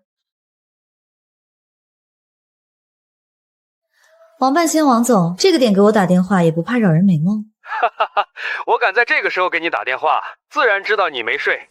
王总的眼线真的是遍布天下呢。真是可怕可怕。不跟你开玩笑，三眼邪佛的案子结了，盛海把缴获的文物转交到帝都博物馆，但是邪佛缺了中间最重要的一枚玉质树眼。什么情况？说是在追捕过程中摔碎了。唉，真是可惜，我没能亲眼见到这件充满传说的诡异古董。死了疯了那么多人，才把三眼邪佛从陵墓中挖出，结果便宜了帝都博物馆。没事儿，我有照片，可以发给你看看。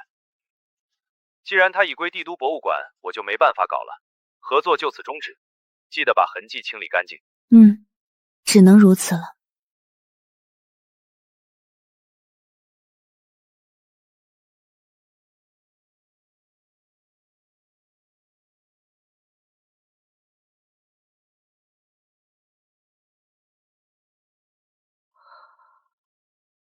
看着好邪门，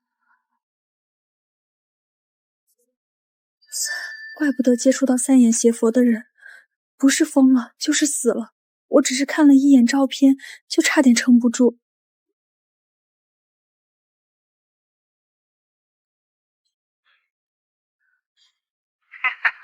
胡老板，你是哪位？这些玉石碎片怎么在你手上？来路正吗？你喊我大金牙就行。三眼邪佛的第三只眼睛，圈里人都在关注。他本该随佛像一起送到帝都博物馆，但现在落到我手上。你觉得他来路正不正？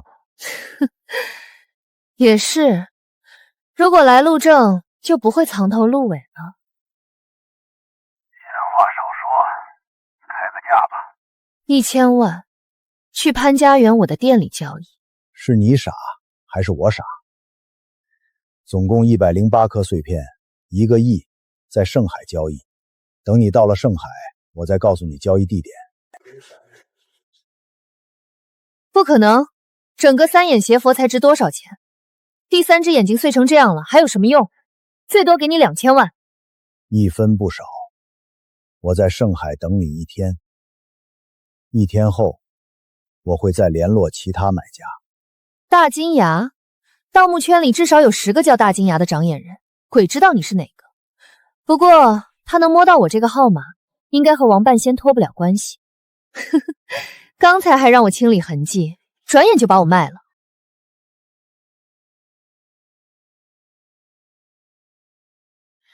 给我订一张连夜去盛海的头等舱机票。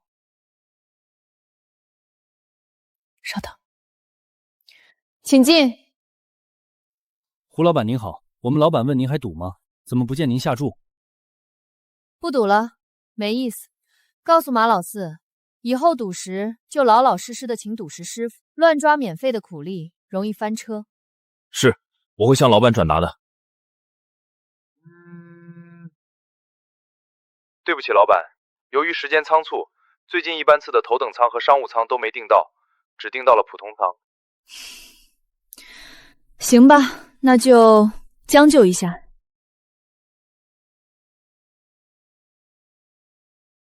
私会市的马四爷，我记住你了。这不是马四爷抓的那个新人赌石师吗？萧先生吗？我在翡翠市场见过你，你很厉害哦。你好，我们认识吗？就算以前不认识，现在也认识了。我叫胡丽丽。就这2手机号，就充满了浓浓的土豪味儿。哦，不是富婆味儿。肖星宇，幸会。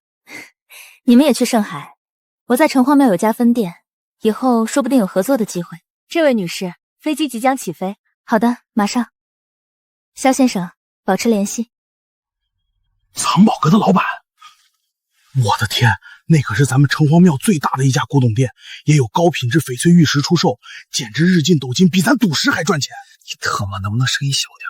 怎么，你们对古董这一行也有兴趣？我可以让店里的师傅带带你们哦。你们这一行水太深，我们普通人把握不住，容易出事。水深不深，只有亲自试过才知道。别人说什么不一定是真的，关键看你的本事硬不硬。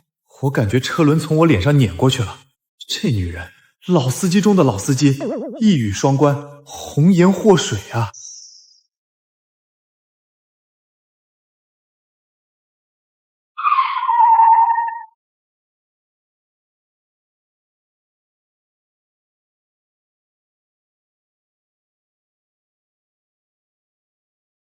这才是我们盛海最顶级的有钱人啊！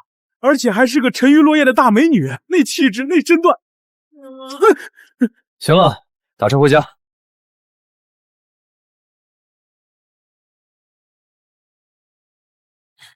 云哥回来啦！你邮寄的原石我让人搬进地下室了，已经检测过了，总共12块，和你发来的照片一模一样。好的，小晴，吃早饭了吗？这么早就去学校啊？我去学校吃，食堂里饭菜便宜，而且今天我们班有个节目要排演，我得尽早过去。不说了，我赶时间，拜拜。好累，好困，好饿，但完全不想动。只有缩在熟悉的家里，才找到一丝久违的安全感。要是我的透视眼有攻击能力就好了，这样就能自保。有这样的异能，我不去赌石，以后该做什么才能赚钱？去国外赌场，那更危险。如果一次赢几千万或者几个亿，估计连场子都走不出去。我的透视眼想要升级，需要大量的古玉，购买玉石肯定需要大量的金钱。唉，烦躁。前段时间，盛海破获一起盗墓团伙贩卖古董案件，经过多日调查，已经结案。只是相关古董在转交帝都博物馆途中，有几件珍贵的古董在运输车上被盗。各位观众，如有相关线索，警方将提供10万奖金。盗罪犯郑家。这玉石我怎么感觉这么熟悉？整体吧，会伤我的眼睛。我想要把这些玉石碎片给吞进去。我操！我想起来了，这他妈不就是那天我在城隍庙崩伤我眼睛的玉石吗？到底什么来头？我的神眼就因为这玉石击中才有的。刚刚看到那邪眼玉石，我不是想把它吞进腹中，而是吞进眼睛里。似乎那玉石碎片中含有让我眼睛极为稀缺的物质。你们看新闻了吧？三眼邪佛的预言又被盗了，安保也太松懈了。前灵，但凡接触过这尊佛像的人，已经接连出事100多人了，十分邪门。乾陵一直完好封存，根本没有被盗传闻，这消息多半是以讹传讹。三眼邪佛，难道我的神眼就来自于这个古董的树眼？不行，我得去城隍庙一趟。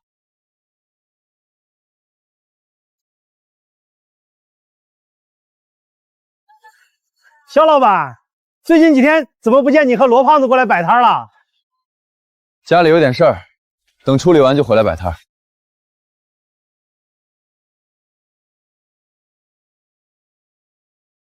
什么古董，什么古玉，全是假的，神也没发现一丝能量。希望这些大店里面有点真货吧。先生，欢迎光临。店里有什么正宗的古玉吗？有的，请跟我到这个柜台。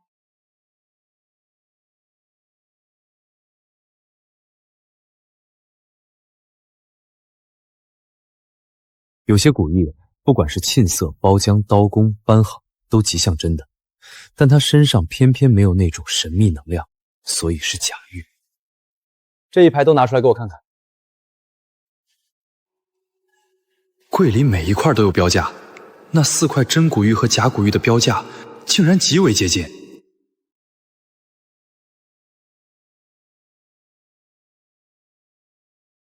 那我就不客气了。先生，是哪里不满意吗？我再看看。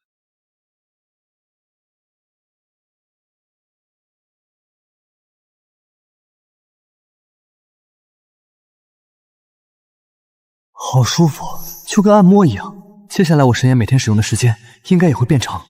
先生，4块都吸收了，不付钱倒也不好，就买1块吧。这块我要了，不用包，直接付款。好，好。这边请。居然不讲价就买了，这才是真富豪啊！其实这些玉可以还价的。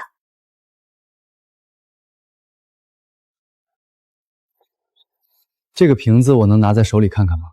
没想到不仅仅古玉有能量，古董上面也有。可以是可以，不过得拿到柜台上，您再观看。明白，古董不过手嘛。好的。这个瓷瓶是什么朝代的？多少钱？这是宋代耀州雕刻青瓷瓶，价格是480万。什么？唉，太贵了，超出我的预期。先生觉得什么价位合适？咱们可以谈谈。算了，真买不起，我再看看。整个店除了那瓷瓶和4块古玉，居然全是假货，真是家黑店。15万买块玉，顺带白嫖这家黑店一个宋代瓷瓶，3块玉，就当是惩恶扬善喽。先生慢走，欢迎再次光临。这就是胡丽丽开的分店吧？据说她主店在帝都潘家园，规模更大，在圈里享有盛名。进去看看，白嫖下。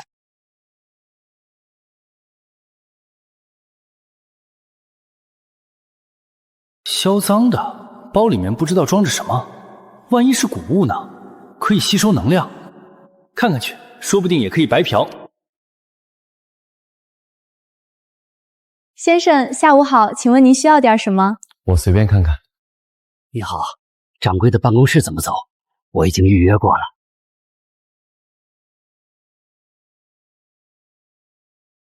救命啊！救命！报警啊！保安！保安！那种极度饥饿、极度贪婪的情绪又来了。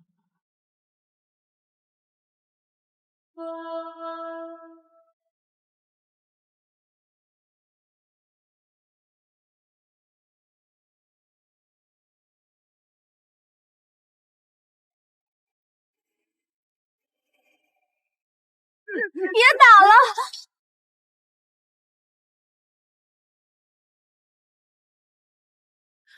快帮我把地上的玉石碎片捡起来！刘特特，乖乖听话，我们兄弟不杀人。别动，蹲下。巧了，我也怕。把你们手里的玉石碎片全部放到我的包里。这纹理不是天然能够形成的，这就是那只强大又可怕的眼睛。随着时间沉浸，变成了这副模样。它根本不是鱼。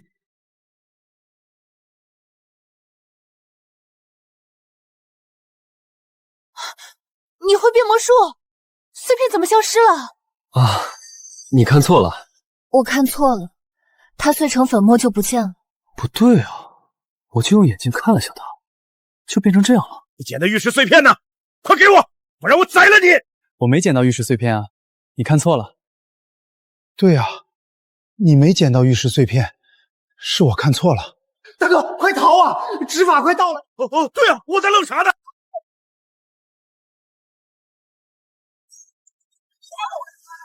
保安下来的时间真是太巧了，堪比执法队啊！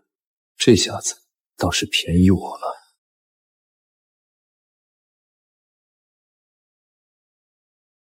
您好，先生，您在店里做什么？我刚从对面树玉斋买了块玉出来，花了我15万。听说藏宝阁货更好，就过来想再买几块。结果刚进来不久，就看到有人抢劫。你们看看，我损失了15万，这该找谁赔偿？这是劫匪的责任。我现在给你另立一个案件，到时候抓获了劫匪，如果他们有财产赔偿，就让他们赔。我刚才撞倒了货架，瓷瓶砸在了他身边，不会把责任推到我身上吧？先生，我是警察，有些情况想跟您了解一下。我们只抓住一个，让另一个跑了。他们抢的东西就在那个黑色的皮包里面，我们也不知道有什么。那东西是一个老头拿到我们店里的。今天本店发生这样的事情，我很抱歉，所以给大家每人准备1万块钱的红包压压惊，不管是本店的工作人员还是顾客都有。谢谢掌柜，这事儿办得地道，确实该如此。收个红包压压惊，刚才真的差点吓死老子。老子不差钱，但是收个红包确实可以冲冲霉运。各位稍等，我上去拿钱。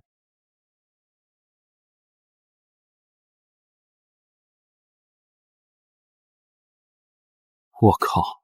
刚才那保安不是说劫匪抢走的东西装在黑色的皮包里，被逃走的劫匪带走了吗？怎么在这名保安口袋里？这事也太巧了，该不会是个圈套吧？套路的只是那个死掉的大金牙。让你受惊了。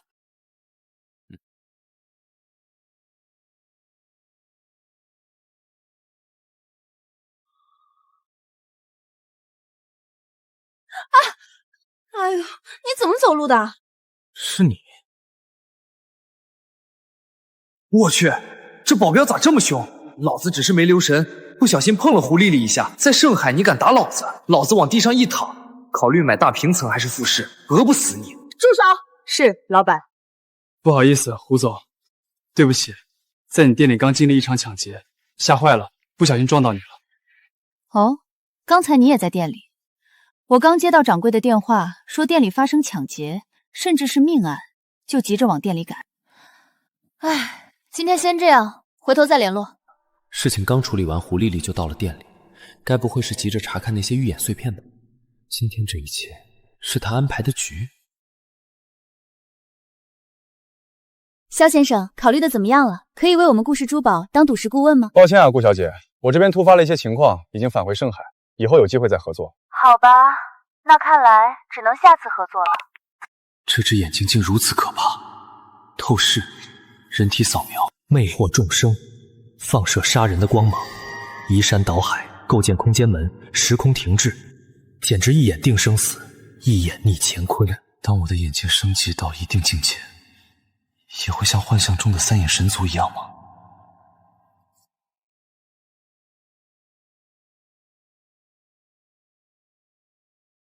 你们不能这样，我只是一个学生，哪有钱还给你们？不能，你们不能到我学校来，我绝不答应你们的要求。唉，家家有本难念的经，谁活着都不容易啊。云哥，你回来啦？催债的人找到你了？是啊，我爸妈早就提醒我会有这么一天的，不过我在学校里倒不怕他们。你父母那里准备怎么解决债务问题？一直拖延下去也不是办法。一些小债务我可以帮父母还，但最大的2笔债务，一笔是银行的，另一笔是高利贷，把我卖掉也还不起。我倒是有钱帮他解决，但没这个义务，又不是舔狗。现在我家里只有那块有问题的地，其他资产都被法院暂时查封了。地？什么地？事情就是这样的，我爸拍下的那块江景房，在挖地基的时候，发现大量的流沙，整个地皮算是废了。所以无法贷款盖房，银行和高利贷还同时催贷，导致整个资金链全部崩盘。是的，欠债虽然是3亿左右，但其实只要把这块地皮盘活，所有的债务问题其实瞬间就能解决，最多只比以前多耗费几千万的利息。那上面不帮忙解决问题吗？我也不知道，既然拖到现在没有解决，可能是被什么人坑了吧，不然以我父母的人脉，不可能解决不了。那就只能走一天算一天了。是啊，没事的，云哥，你不要替我担心，我自己能解决。哎呀，都快5点了，不行不行，我得直播了。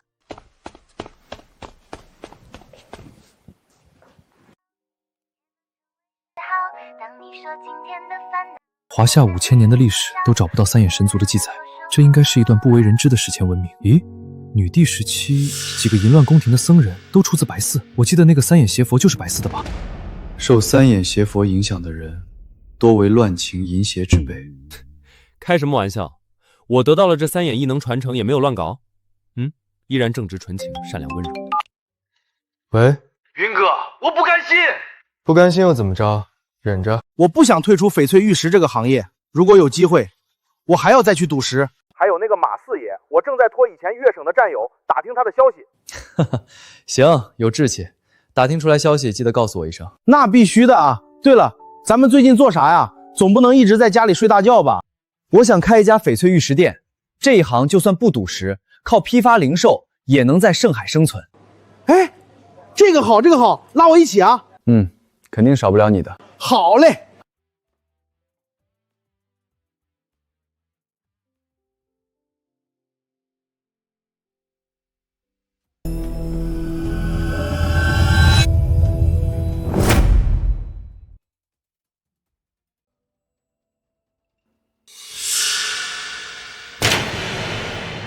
天啊，翠园这么高端的博属区，怎么也会停电？我正和一个女主播 PK， 这么一搞，这一局肯定输了。这 PK 输了，可不仅仅是钱的问题，还有可能面临直播间特殊的惩罚呢。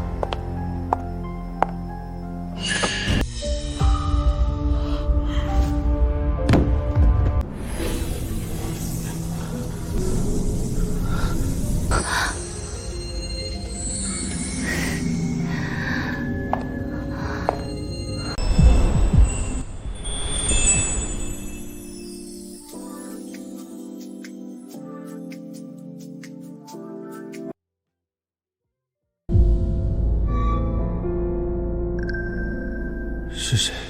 我在哪儿？发生了什么事？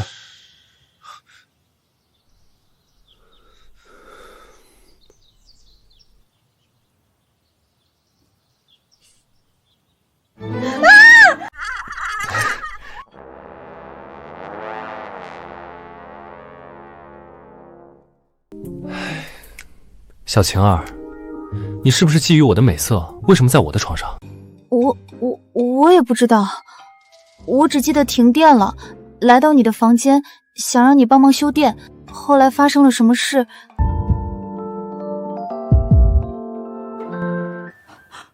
就什么都不知道了。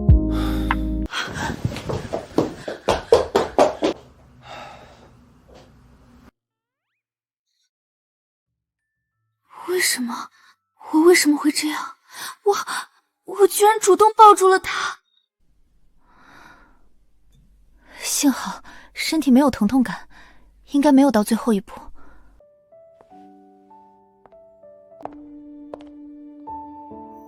我怎么看到他就把持不住了呢？还有我花了几百块买的新衣服都弄坏了。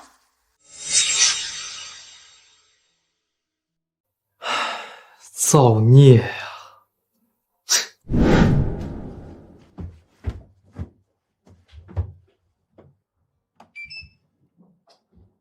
怎么回事？停电了？原来是跳闸了。肯定是眼睛一役迷惑了许晴，再加上在梦中经历的那些场面，影响到他的神智。吃吧，我做的早餐。那个，其实你先说吧。昨夜可能是我喝多了。本来想找你看一下为啥停电，不知道怎么回事就跑到你床上去了。但是你不要多想，我们没事的，我还没谈过恋爱呢。是吗？真巧啊！其实我也是。呸！我不信。不信你可以试试啊。你讨厌！我不想和你说话了。总算把这事儿应付过去了，还是许红主动找的借口。唉，诱惑技能以后还是少用为妙，不然就太禽兽了。也是时候去城隍庙物色个地方开个店铺。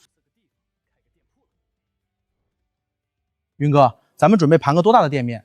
城隍庙的问面房租可不便宜，大点的店面1年的租金就有可能上百万。先到管理处问问可有合适的门面出租，甭管多大，位置好就租。当然，也可以托中介问问情况。运气不错，有家古董店经营不下去，2间店面空了下来。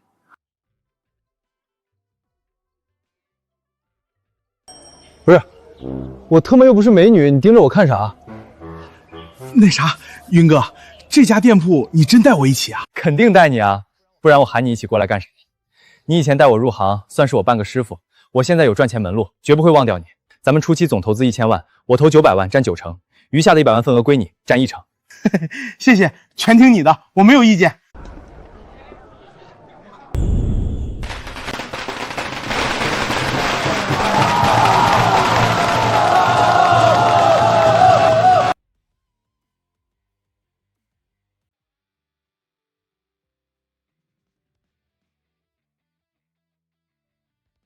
你们把这个玉石展柜放在这边，然后把那个放在那边，好吧？哪位？肖总您好，我叫张婷，我是来应聘的。你们玉店的导购招满了吗？刚发布招聘信息，还没招满。待遇已经在招聘平台说得很清楚了，如果你有意向，可以到我们店面谈。谢谢肖总，我就在城隍庙附近，10分钟左右就能到达。我在店里等你。这个女人的声音怎么听着有些耳熟？温软富有迷力，可以做话务员。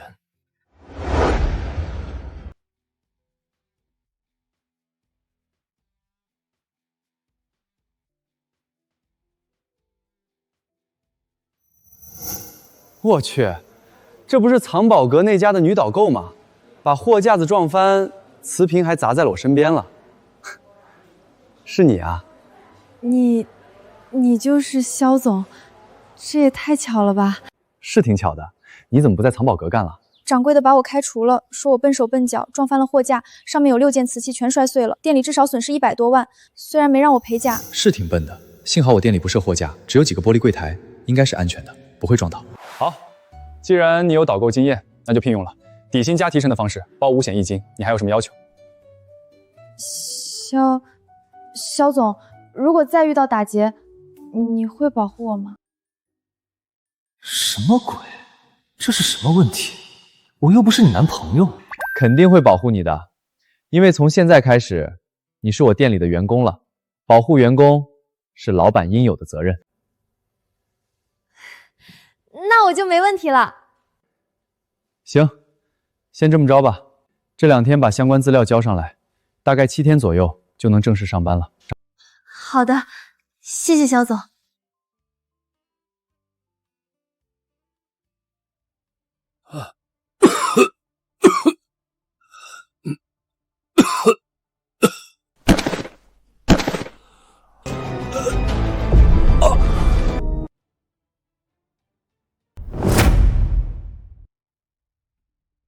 天啊，这老伯怎么了？不会是脑梗、心梗吧？谁是医生？快来救人啊！我就算是医生也不敢救，万一被讹上了呢？老老实实等救护车吧。我银行卡里可没钱。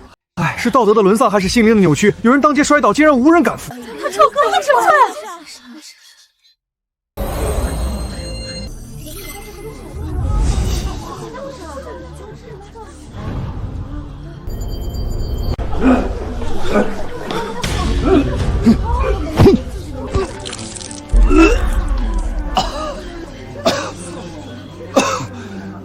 活了，活了！这小伙子厉害啊，把人救活了。你是这家店的员工吗？我是这家店的老板。好人啊，居然是老板！走，我们进店去看看。这老板感觉怎么样？东西应该卖得不错。小伙子，感谢你救了我，只差一点儿就憋死了。我叫陆成，来自江浙，咱们加个微信吧。大恩不言谢，以后有用得着我的地方，我一定尽力帮忙。陆叔叔，没问题。这男子是个讲究人，看穿戴和气质，应该非富即贵。我是肖行云，身后这家玉店是我开的，主要销售翡翠和玉石。以后有需要可以介绍朋友过来。有和田玉平安扣吗？我逛城隍庙，主要就想给自己买个平安扣，结果没买到，还差点噎死。哎，那位大师算得真准，说我今年命中该有一劫。有的，你进来看看。我们店还在装修，现在只有少量的东西上架。如果看不中，等10天半月之后再来，到时候会有大量优质翡翠玉石上架。请。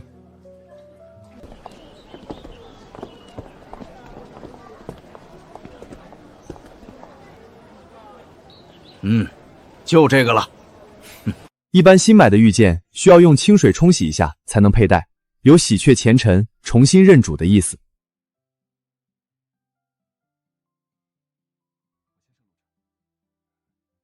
还有这个说法，我感觉确实有些不一样，似乎有什么东西在保护我。肖老板，不用找了，余下的钱就当是我请你吃饭。你救了我一命，这平安购是我今天逛了这么多家最便宜的。陆老板，等一下。陆先生，这怎么好意思？人情归人情，生意归生意，我必须找你钱。哎，陆先生，你慢点跑，别摔着。因为我们单位出来有活动，我不能离团太久。以后有时间了，我再过来专门请你吃饭。之前看他手机朋友圈，应该是个重要人员，难怪用现金。云哥，我打听到粤省马三爷的消息了，他就是一个开地下赌石盘口的赌鬼。下周瑞丽有个翡翠玉石展销会，他在那里也有赌石盘口。嚯，兵王罗大钊同志，既然查到了目标信息，那就开始动手吧。是断他4肢，还是灭他满门？我他妈哪有这个实力啊！我这不让你想办法报仇吗？好啊，本龙王立即召集10万部下，今夜兵发瑞丽，打断他马老四的4肢，灭他马老四满门。这个处理方案你满意吗？我不管，反正我把他的相关信息发到你微信了，你找杀手也好，找老部下也好，都随便你。可以嘛，死胖子在粤省的朋友还挺给力。马老四，原名马东华，职业赌徒，以前在澳市做叠马仔，因为惹了不该惹的人，被人打断一条腿，逃回了粤省，后进入赌石圈，手法狡诈残忍，骗了不少刚入行肥羊，因为越玩越大，曾活跃于缅国公盘，因技不如人，输得倾家荡产，被人打断另一条腿。马老四马东华是吧？那就锐利剑吧。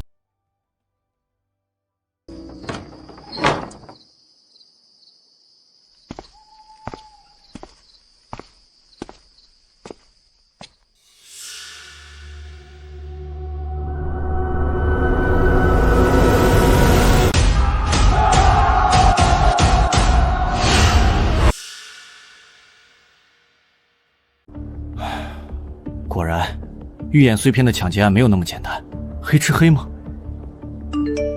我操！没想到这个以摆摊为主的小商贩微信群，居然卧虎藏龙。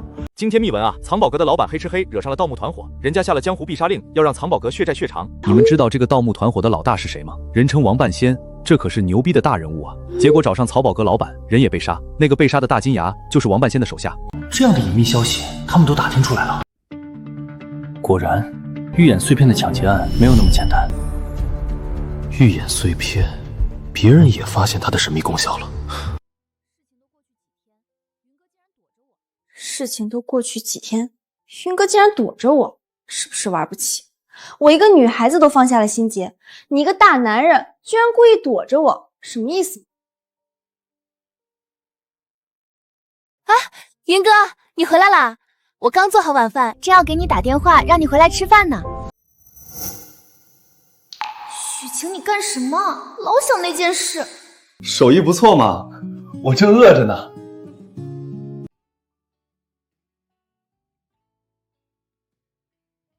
好吃，想不到你还有这么一手呢。想不到吧？对了，云哥，最近几天忙什么呢？早出晚归的。和朋友开了一家玉店，琐碎事太多，等装修完把货铺满，事情就不多了。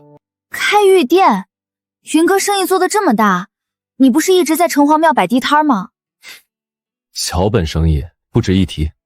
啥时候开业一定要告诉我，我要略尽微薄之力支持一下。一定。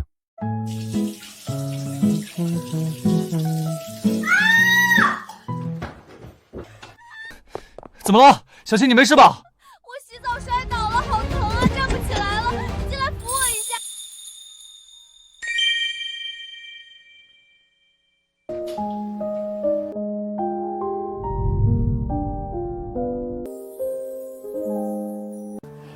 好痛啊！云哥，你快帮我披上浴袍啊！啊，对对，我这就去拿。这幅画面是我用透视眼都无法领略的美景啊！云哥，能抱我起来吗？我动不了了。啊，我什么时候力气这么大了？这抱一个女人感觉这么轻松，难道是吸收了玉的能量？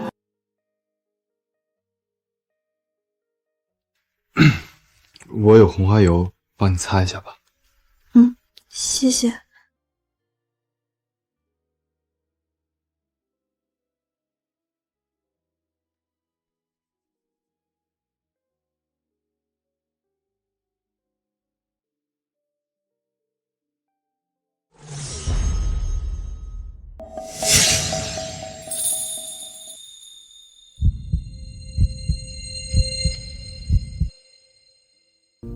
你想干什么？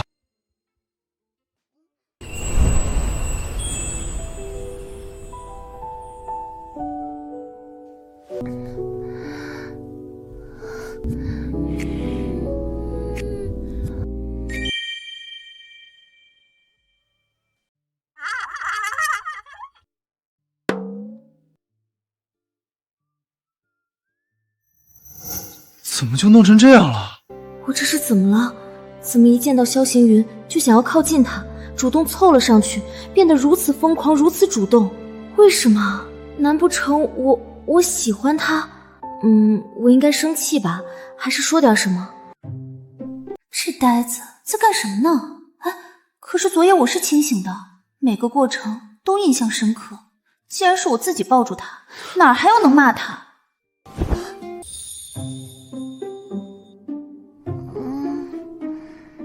老公，累不累？我起来给你做早餐。卧槽，什么狠话都没有。也对，昨天这个称呼在夜里叫的太多次，短短一夜功夫就叫顺嘴了。不用了，你受伤了，行动不便，我去做早餐吧。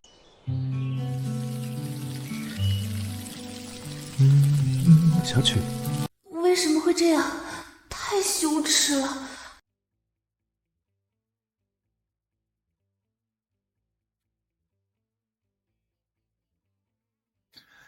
老婆，早餐准备好喽，咱们该吃饭了。快吃吧。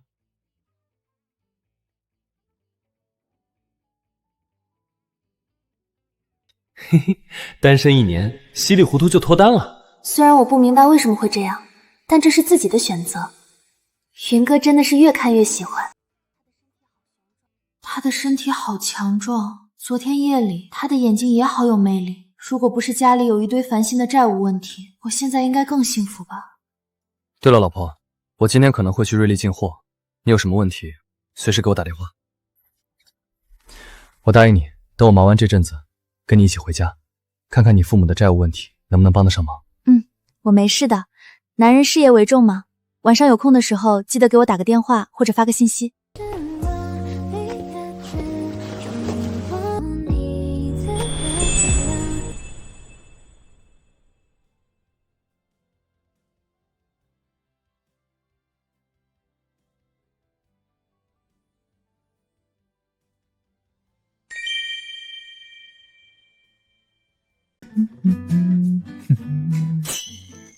肖星云，想什么呢？家里固然好，正事要紧。这一次我准备单独行动，不仅仅要进货，还要赌石。马东华准备好了吗？哥来了。连续好多天没睡好了，一睡觉就会做一些奇怪的梦。应该是那预演碎片的原因。关于三眼邪佛的预演，已经发生太多灵异案件了。希望姬大师能鉴定出是什么东西吧。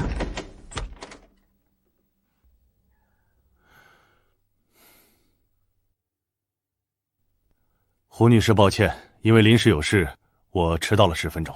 姬教授客气了，是我唐突了。这就是最近圈内盛传的三眼邪佛预演碎片。对，大致情况我已经在电话里跟您说了。自从得到这预演碎片，不管什么时候睡觉都会做梦，哪怕离这些玉石碎片很远。什么样的梦？不同的梦，还是重复的梦？大致情况是这样的，有一个模样俊美的三眼男子，我记不太清很多事，甚至连他的模样都记不清，只是感觉他的眼睛很有魅力，非常好看，忍不住沉迷其中。梦境情节也不同，但任何一个片段都和这个三眼男子有关。在梦中，他似乎是神，无所不能，任何女人都臣服于他的脚下。我研究一辈子玉石翡翠，其中和古玉相关的灵异事件很多，有很多同行喜欢用科学知识解释，说古玉沾染了某种精神磁场，遇到精神敏感的收藏者，就会以梦境的形式一直梦到某一个存储的情节片段。但我不相信科学，因为有太多案例用科学无法解释。有很多古玉收藏者和你的经历类似，会梦到不同的梦境，有的梦境很美妙，有的却是噩梦，甚至会让收藏者惊恐难安，甚至自杀。季教授的意思是，我惹到了不干净的东西？我可没有这么说。季教授有什么发现？胡女士也是圈内有名的行家，应该可以看出这些碎片不是和田玉吧？对，明明一切都像极品美玉，却没有和田玉的结构。而且我找人用碳44鉴定过，可它的年份超过了10万年，也就是说碳14也测不出它的真正年份。是这样的。碳14测年份，准确的测试范围大约在4.5万年左右，超过这个范围只能算是推测。你看这上面的花纹并不是雕刻上去的，任何雕工都雕不出这种浑然天成的纹理。再看看它的内部，这种花纹里外一致，自然而协调，就像是从里面长出来的天然纹理一样。季教授，您的意思是？这很有可能是一块玉化的化石，也就是说，这很有可能是一只真实的眼睛。